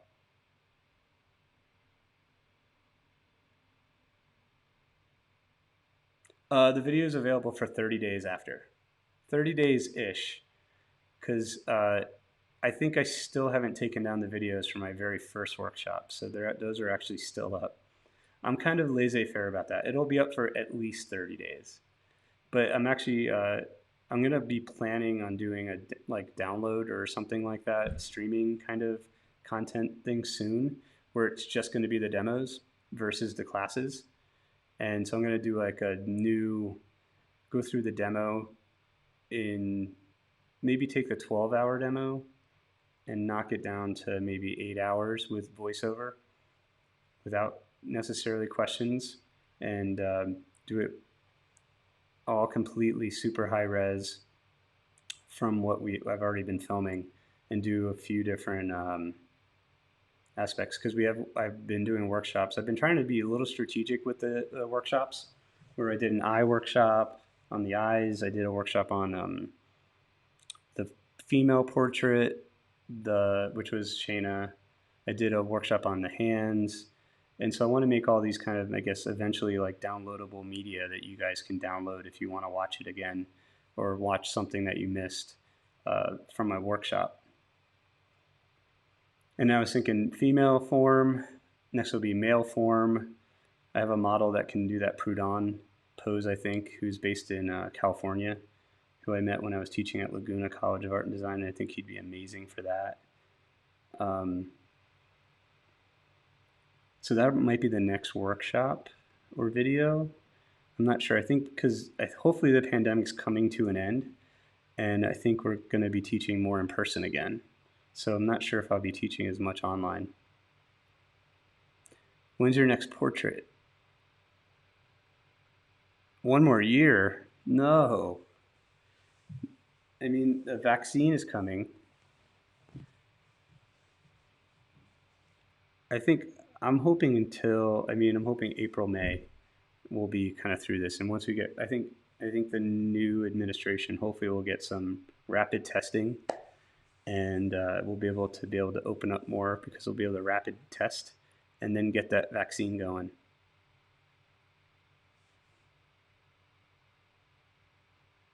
Hopefully, we'll see. Getting in some of the background here of the weight of the platform that she's on. Again, still kind of establishing these large shapes together. Yep, glass is half full.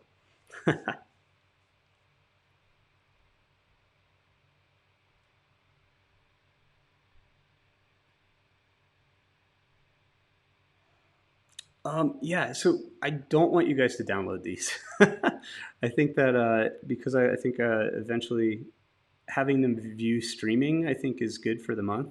If you download it, then it's longer than a month. It is kind of not cool because we work really hard to make this content for you guys and also make it affordable. Um, this is cool because this is you guys get to ask questions and be here live as we're going through things. The other stuff, there are ways to download through YouTube though. I mean, people can figure that out, but it's kind of the same as when I do my DVDs and people would copy DVDs and just give them to their friends. You know, it's not. a lot where it like kills my bottom line at all, that make it so I'm able to do these things and make a living to be able to make more content for you guys. But it cuts into that. Um, yeah. So hopefully having it up for a month of review as a view only student, which is only $100 to $125, is a good value. And taking the class, hopefully I give you guys a lot more attention. That's worth it as well. For Marianne, who takes all the workshops, and Rudy too. I can't say Rudy doesn't. Rudy's like our number one student. Rudy's getting an easel when we build our studio, so he can come and draw with us.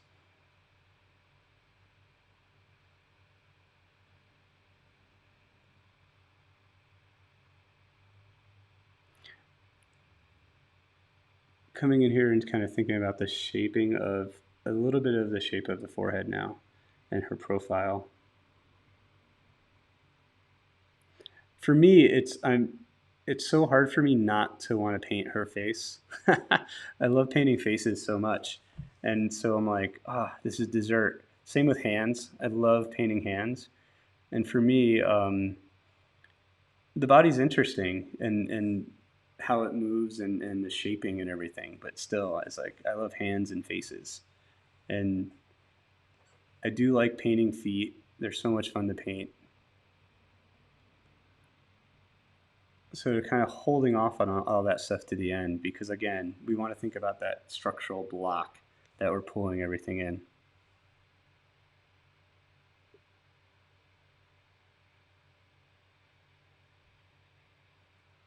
Oh, Ray says I was worried I popped into a small friend group training at first. Oh, you're our friend. I don't know. We've had I've had I think probably since we started the pandemic. I think we've had maybe my wife and I, because she's been teaching also, probably for maybe we've had well over 100 students, which has been amazing. We had one workshop that we had 90 students in. I think it was a photography over 90 students. And we have a number of students that have studied with us in person at different workshops when we've taught, because we've taught all over the world, who have taken online workshops. And I think that we want to make it actually like a small friend group, but not exclusive in any way, shape, or form. That's for sure. I want to have a good time teaching, so I make a lot of bad jokes, and hopefully that's an easier way to learn than having someone who's just so rigid and not fun. I mean, I had teachers that would take canvases and throw them out the window or slide them out the door during critiques. And just it was such a tense environment that it wasn't, I felt, as conducive to learning as getting to know people. This stuff is stressful enough, I guess, being really hard on yourself as you're drawing, that I don't want to be that way. I mean, I want to be, I've always told my students I always want to be challenging, but I also want to be nurturing at the same time. I want that anything that I say about what you're working on as a way of improving it comes from a place where I respect you and I want you to get better. I respect your time for taking the class, and let's work on that together. Rather than anything negative about it. It's funny. I think about when I was in Spain trying to learn a little bit of Spanish, and I would say like a word like way off, like pronounced completely off. And I had some friends that would kind of laugh that were Spanish, and I had other friends that were like, "No, I'm not going to laugh at you. Keep trying." And it was always the guys that were like, "Just keep trying and not laugh." That I learned a bit better from. That said, I know no Spanish still. Coming in here, really, I shape things and look at edges hundreds of times over and over again to refine them.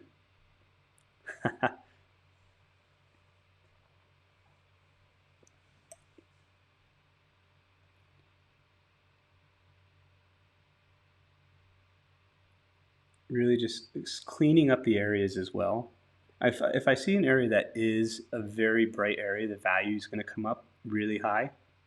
I sort of erase away a lot of the charcoal from that area, which I'm doing now, so that I'm kind of, again, setting up the paper to accept the white chalk in the next stage. And again, coming in with that soft brush to kind of knock that back.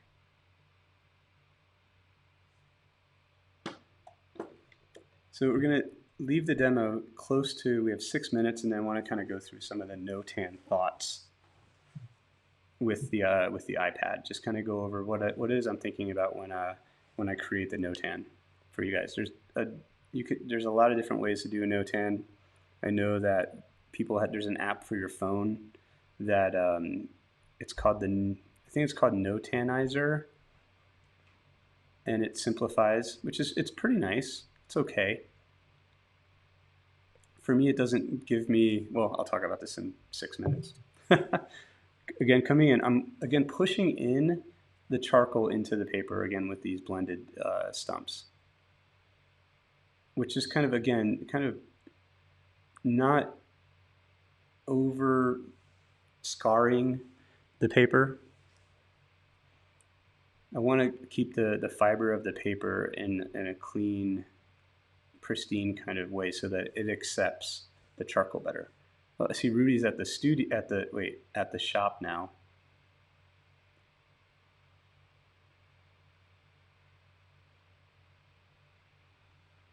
Is that your water? What is that? Oh, that's what you use for the. I know a little bit about tattooing.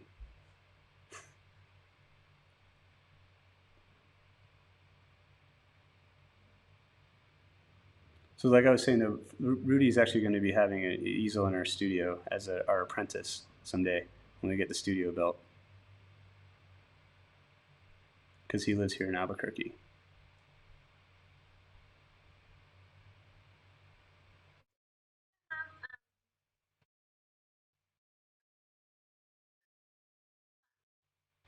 Am I going to do another one, or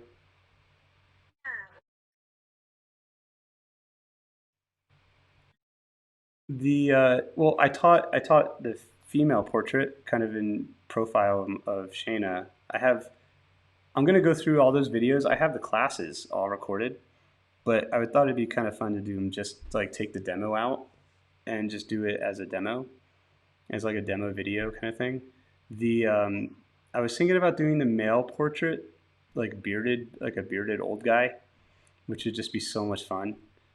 Because I'm trying to think of things like classes that I would want when I was a student, and hit all the different kind of aspects. Like I always wanted to know what's the best way to do eyes, and my method is pretty similar for most. Again with the Notan, and then when we do painting, it's a lot of it's broken color and knitting forms together. But I think that an older skin is a little bit different when it comes to texture, and I use different mediums for that. So, and I do a drawing before I do a painting anyway, so I record both. So yeah, I got to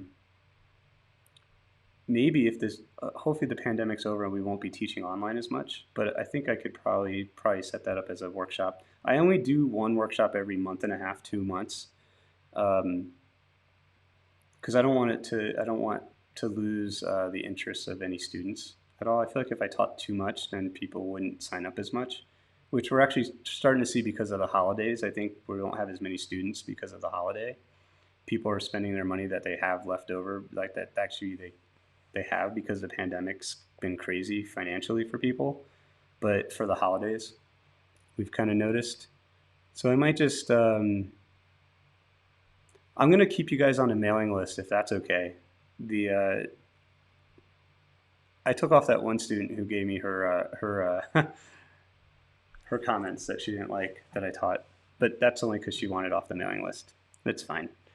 But I can kind of keep you guys in the loop with what I'm going to be teaching and stuff. Because I think I want to do an iPad painting workshop, because I did one as a kind of a lark. A friend of mine wanted to get together and talk about this photographer, Mark Mann, who's a celebrity photographer, who's actually photographing, I think, Tiger Woods this week down in Mar-a-Lago in Florida. And we did like a kind of discussion kind of group back and forth kind of thing where he took a photo of his mother-in-law, and then I did a drawing of her from his photo. So it was kind of fun. It was on a new platform called Run the World, which is kind of like a monetized version of Zoom that has different aspects where there's a VIP sections and all these cocktail party type things, and they're doing it for conferences, and it's a little bit more robust software. And so I just kind of helped him out with that. And I think now I want to do like a more intense kind of iPad painting workshop. Oh, that's cool. Beatrix bought the old person. Oh, yeah. So that was like my very first drawing tutorial. I was drawing Henry. Actually, it'd be really cool to draw Henry again for another video. I gotta see if I can get a hold of him. It's funny again with the pandemic, getting models lined up has been pretty insane.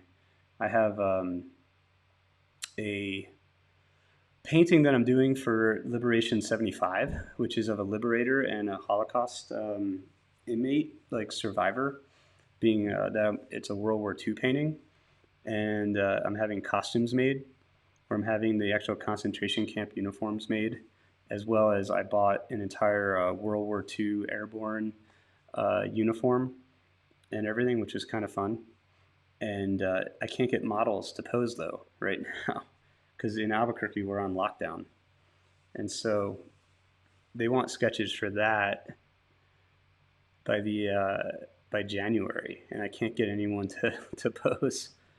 Especially like I need to hit a casting agent to find someone that looks like they were in a camp for a couple years in Dachau, which is kind of crazy. Cool. So it is 11:31. So I'm going to pull up the iPad just to kind of go through thoughts on the Notan for you guys. I'm not going to do the Photoshop aspect of the Notan. I'm going to probably do that a little later. But I want to show you guys just kind of how I based, how I created the Notan for this class, really simply. So I'm going to pause where we are right now. We're at exactly 50 minutes in to the second video. I'm going to switch up to my camera view. I still have Tiffany on here. You see my wife behind me. Oh. That's one of her paintings. Okay. This might take a little bit just to get going here to get the iPad hooked in. Great. Can you guys see the iPad?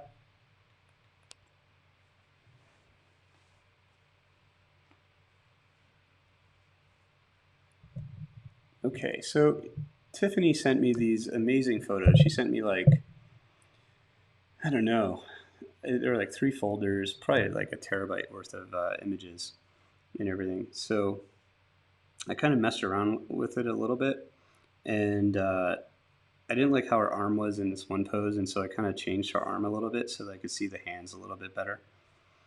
And okay, so I'm zooming in right now. So what I did with the image to make the Notan, I'm thinking about things. Feel free to ask questions also, guys, if you have any questions. So we want to take an image like this and simplify it, and it's in the best way possible. And so we want to take the image that we have and we want to turn it black and white. And so I'm going to turn the layer that we have here, the saturation, which is at the bottom here, all the way down, right? I wanted to make it darker so that now we see a little bit more contrast of light and dark. Do you see that?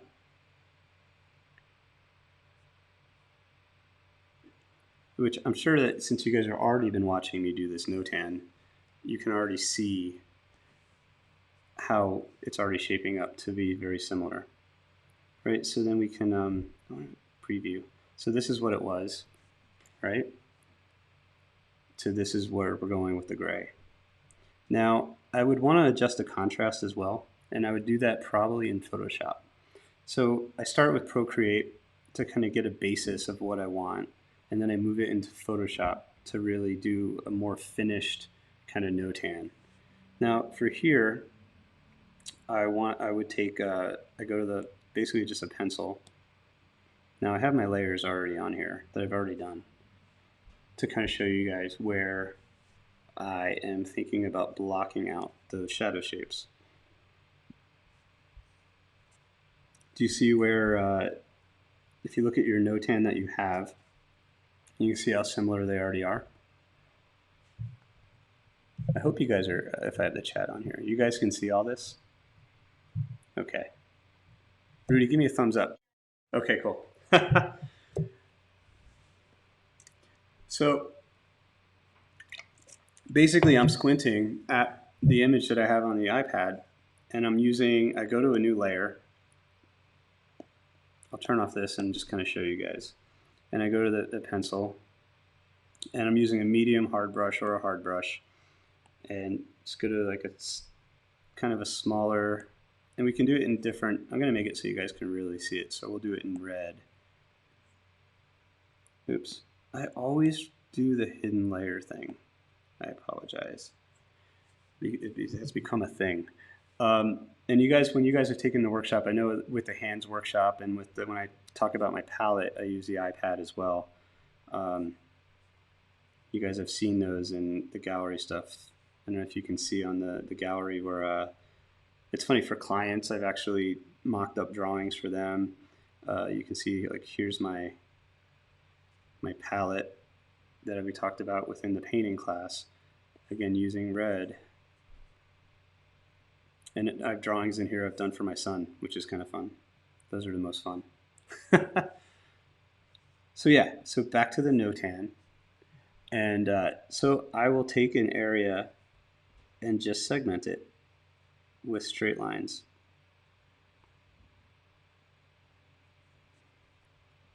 And what this does is it helps me to think about the simplification of the form.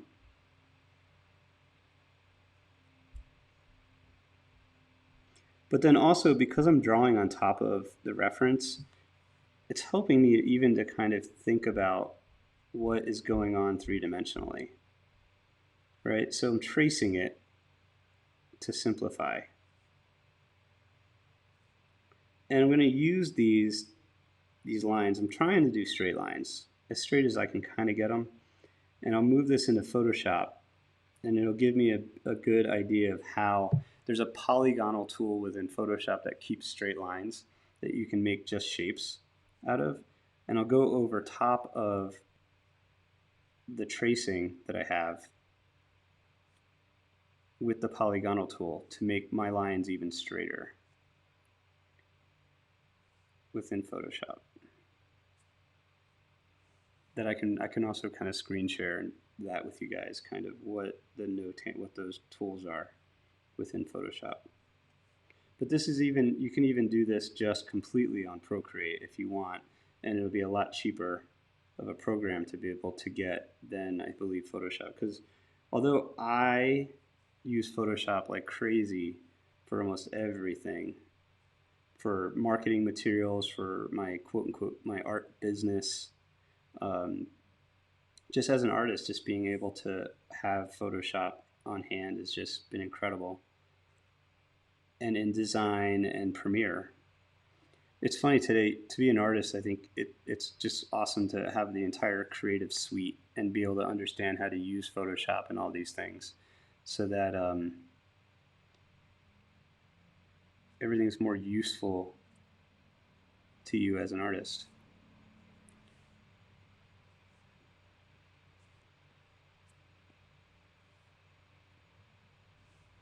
Multidisciplinary.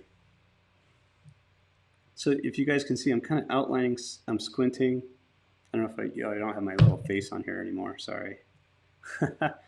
But show you guys really quick what I'm doing in the studio here.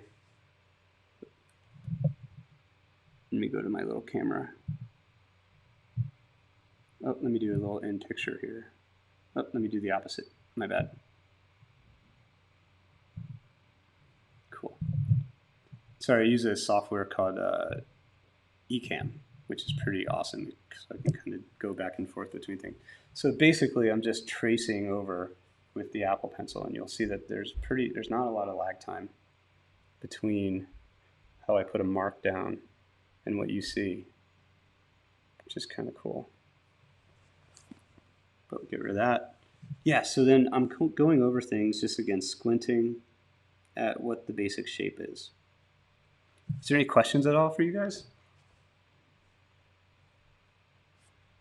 And so what this is establishing is exactly what I have. You can see almost like, so this is another tracing. It's almost exact. There's other areas that are a little different. And then bringing this into Photoshop, I can do a screen share of my Photoshop here to kind of give you guys an idea of that. Let me close out that. And then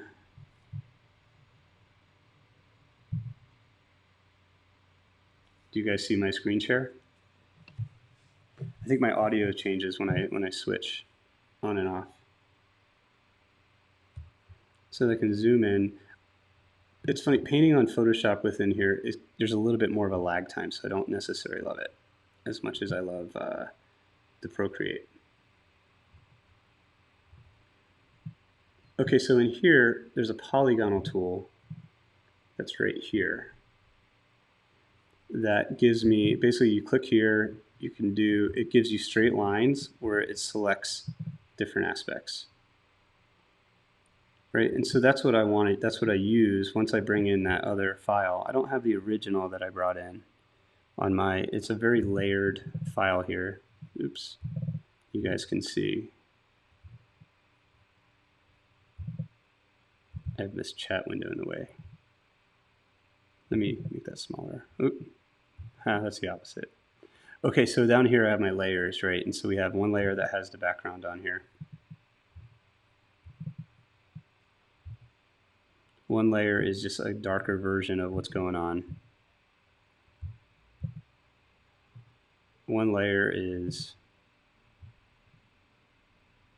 it's funny, it's not changing because I have this already on here. So we can basically adjust how we have this. And this is what I do for the reference. And this takes a little while. Sometimes I'll spend a couple days on this, just working while I'm just painting or watching TV with the kids and stuff. I'll just sit on the computer and Notan the image. It's not something that's like super easy that I use in an app because the apps don't give me the Notan that I want and that I want for you guys to teach with. And so I work really hard on getting these on the references to get them established. And then we brighten it up if we need it brighter. And again, so it's not just taking the photo directly out of the computer and putting it on there and then putting it through an app.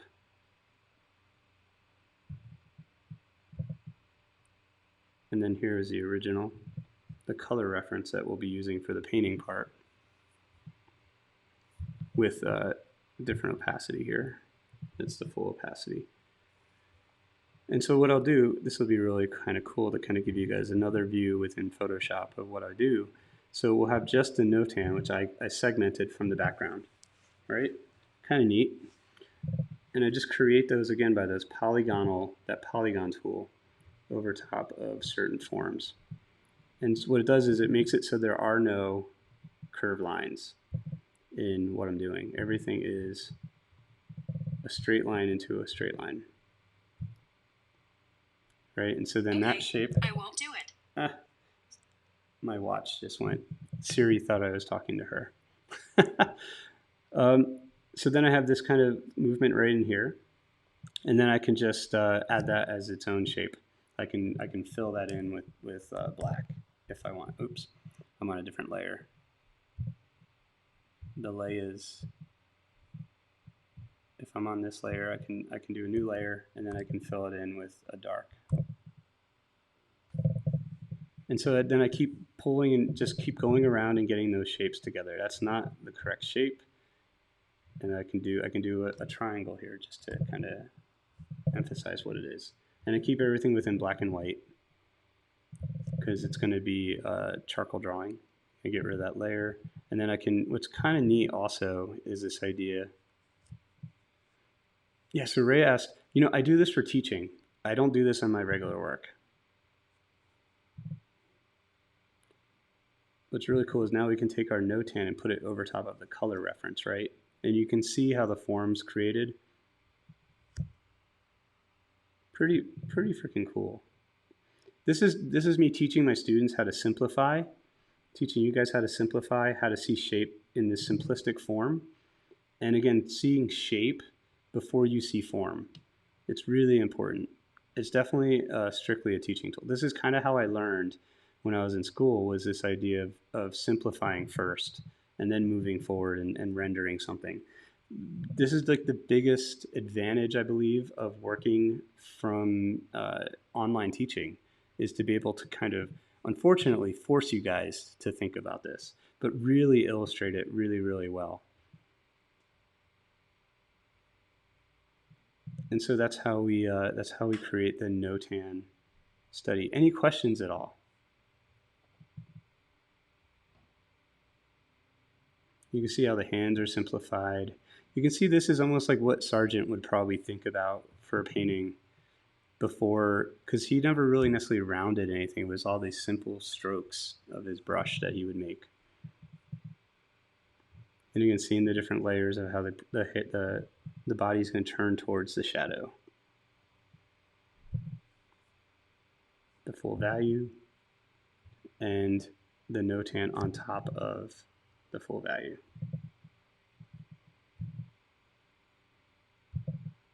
Kind of cool.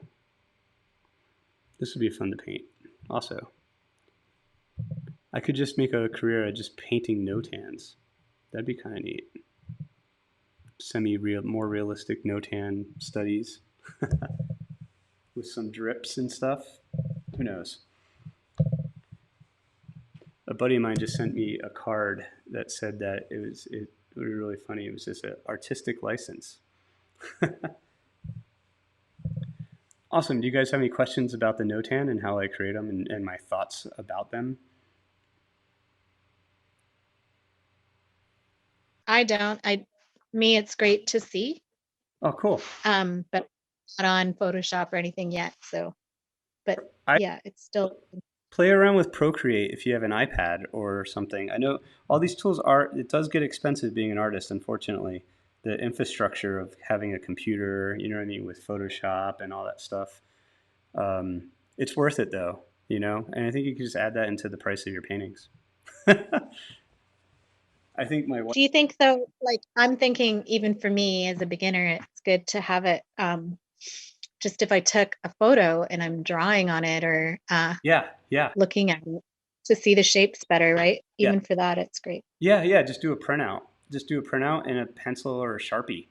Do you know what I mean? To kind of come through and just you paint over it. That's definitely that definitely is cool. But yeah, the idea of just kind of blocking in simplistic values is what this is all about. And I try to keep the values, you know, it gets more intricate with a full body. Um, Actually, I think it's almost always intricate now that I think about it. I wish it wasn't. I did, when I did the portrait of Shana, it was so, actually, I can kind of go over that really quick. Her like, it was a portrait that was just lended itself to a Notan in a very simplistic way, which is really nice. You guys can see my desktop. It's crazy. So I'm going to go back to, we'll get off the internet. So yeah, you can definitely take an image, a printout, and then go over top of it, simplifying the shapes just like I did here. That's a great idea. I wonder if I can find that really quick, the block in for Shana. Since female form, all right, she's a female. She's got form.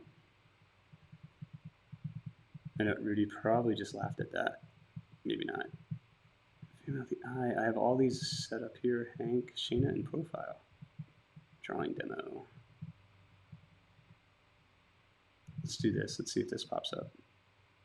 Okay, so yeah, so here is kind of me working on the Notan for the drawing of Shana, for the portrait class I did for her. And so again, the Notan was a little bit more simplified than doing the full body.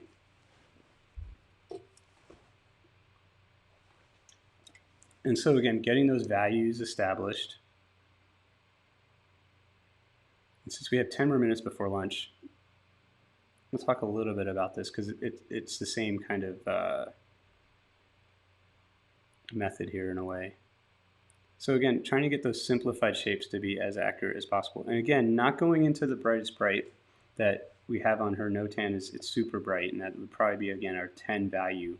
I don't want to establish that yet because I want to be able to build the bridges between those shadow shapes so that there's more variation in light and dark as we go. And so then from here, I can even kind of bring you guys through this really fast. It's kind of cool. I have all my demonstrations on, so you guys can see how I'm starting to kind of shape out that Notan into a more representational aspect and get those full values together. Let me see if I can back up though a little bit. This might be a little too far on.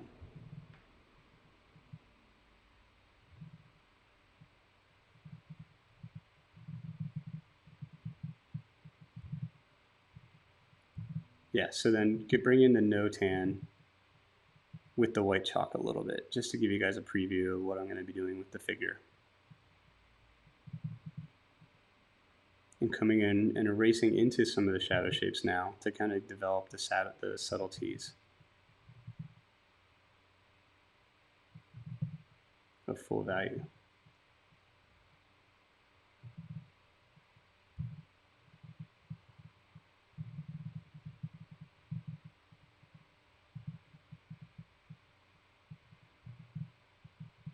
And then into the third one. And then getting just more and more subtle with the white chalk, which we're going to do, so that our Notan becomes more fully rendered with the white chalk. And so now our values are moving more towards 10, to give you guys an idea.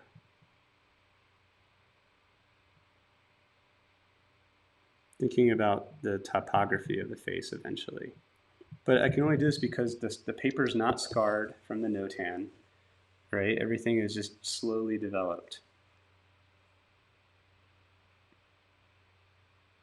Again, using the white pencil, super sharp white pencil. I posted a little Instagram video of me sharpening a pencil, which is pretty funny. Because the guide assist, people actually who didn't actually listen to the video were making fun of it. But the guide assist pencil sharpeners, which I use, are amazing. Better than just a regular pencil sharpener. And just slow. It's a guide assist. So it basically it locks the pencil in to the into itself right here, and then as you pull in, it guides the pencil into itself, and so it's got even pressure, as opposed to like the type we had when we were in school where you had to push it in. It's because charcoal is the Carl Angel 5.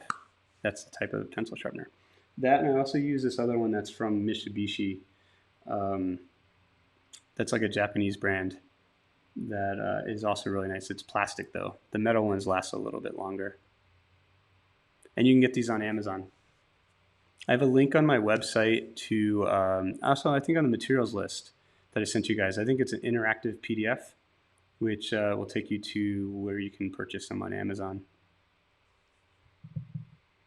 And so I'm going to go back to our other demo since it's almost 12 o'clock. Do you guys have any questions at all?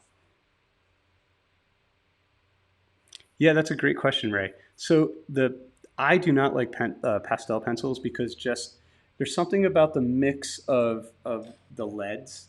I say lead, it's not really lead, but the internal, like the core of the pencil and what this is made out of, it's white charcoal, not white pastel, which means it holds the line that I love to have within my drawings. So that if you look at the demo I'm doing right here, you can see how there's a line quality that kind of turns around the form. And so that line quality is something I want. I just want to make it more and more subtle. Pastel pencils, uh, they don't have the integrity that this lead has, and so they dust off really fast, and it's hard to keep them sharp And as soon as they get dull really fast, and because they're just a little bit more, I want to say there's probably more gum arabic in there or less gum arabic, something of the binder that's just less that makes it so that they're just dusty and a little bit more fragile. And I like that this has a little bit more strength where you can get a line quality a little bit better and sharper and a little bit more intentional versus pastel. Because again, I'm not thinking about getting um, blending over too much. And also, pastels tend to make things look a little blue when you blend with them versus the warmth that you get with this type of charcoal that you use.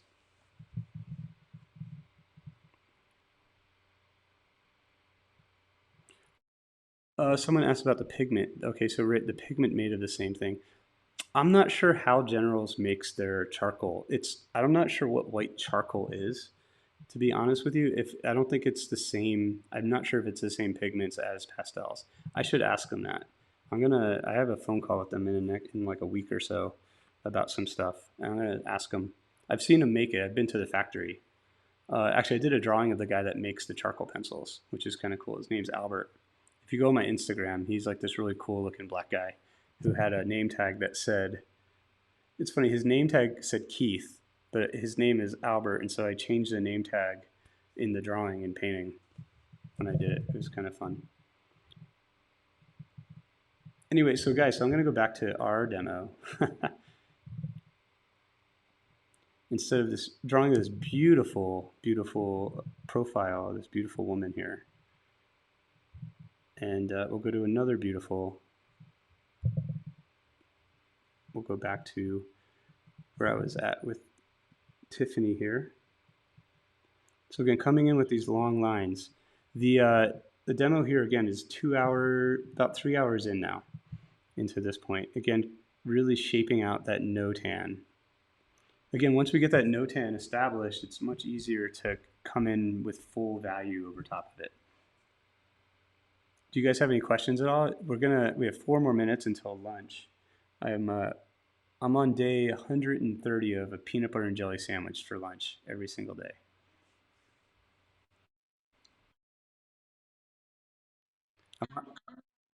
Yes,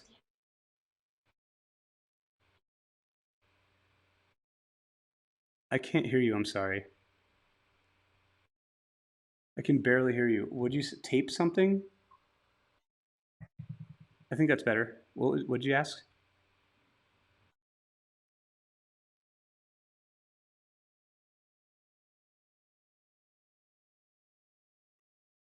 Okay.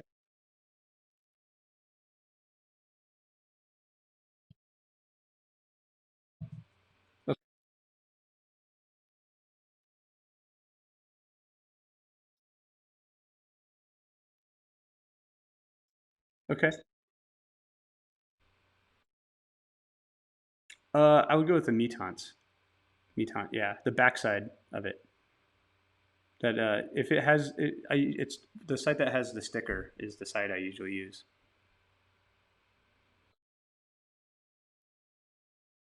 It's just smoother. It'll be smoother surface to work on than the front side. The front side usually has a machine textured surface to it that kind of you have to fight a little bit. Almost the same as when you paint with canvas. Like I don't like canvas at all because I'm fighting with the weave. I tend to fight with the grain of the paper if it's too machined and too uniform.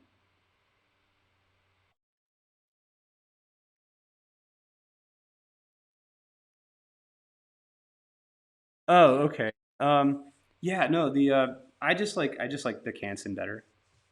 I use both. I mean, you can use either one. It's funny. I did a drawing of my son on the Strathmore 400, which I liked, which was kind of fun. And then I did a drawing on the Canson for the workshop here on the hands, and that was cool too. It's still not quite as good as this paper, but I think that they're about equal.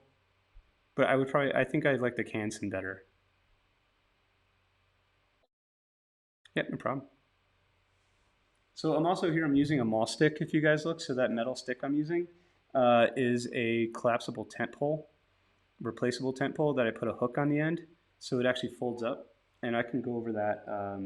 in the afternoon. We have one more minute. Any other questions at all?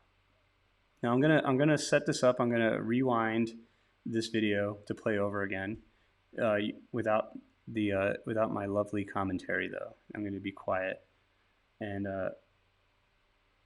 have that going for you guys to review. I'm gonna try to get you guys the video uploaded today, for tonight or tomorrow, so that you guys have it to review while you work on your own for the next 2 days before the next workshop. So for the next one, I would love for you guys to have your Notan already established. In the afternoon, we're going to go over uh, we're going to finish this demo. Maybe I'm going to do a quick review of where we're going to be in the next day as well, kind of bring you guys through the maybe an hour or two of the next stage to show you guys that. Not, I'm going to scrub through it though in like 10 minutes or so just to kind of show you guys. And then I'm going to also help Marianne if she wants an online critique, and if Rudy wants an online critique, I'll hook those guys up as participants. And or I could just walk over to Rudy's studio with a mask, socially distanced.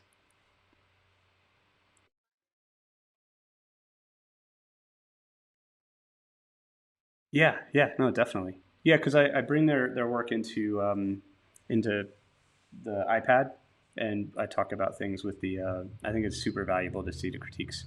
Totally. Awesome, guys. I'm going to go rest my voice for an hour and have lunch. I hope you guys do the same. So I'm going to rewind the video. So we're at 1 hour. Okay, cool.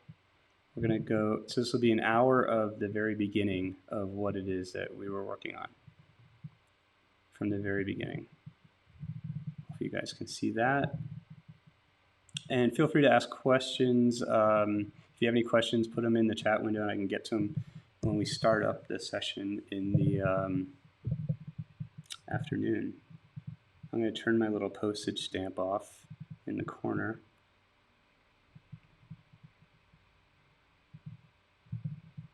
Through eCam.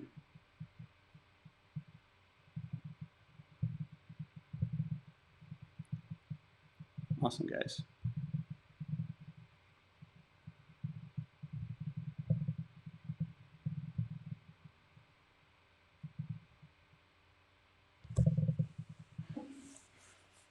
Can you guys hear me now?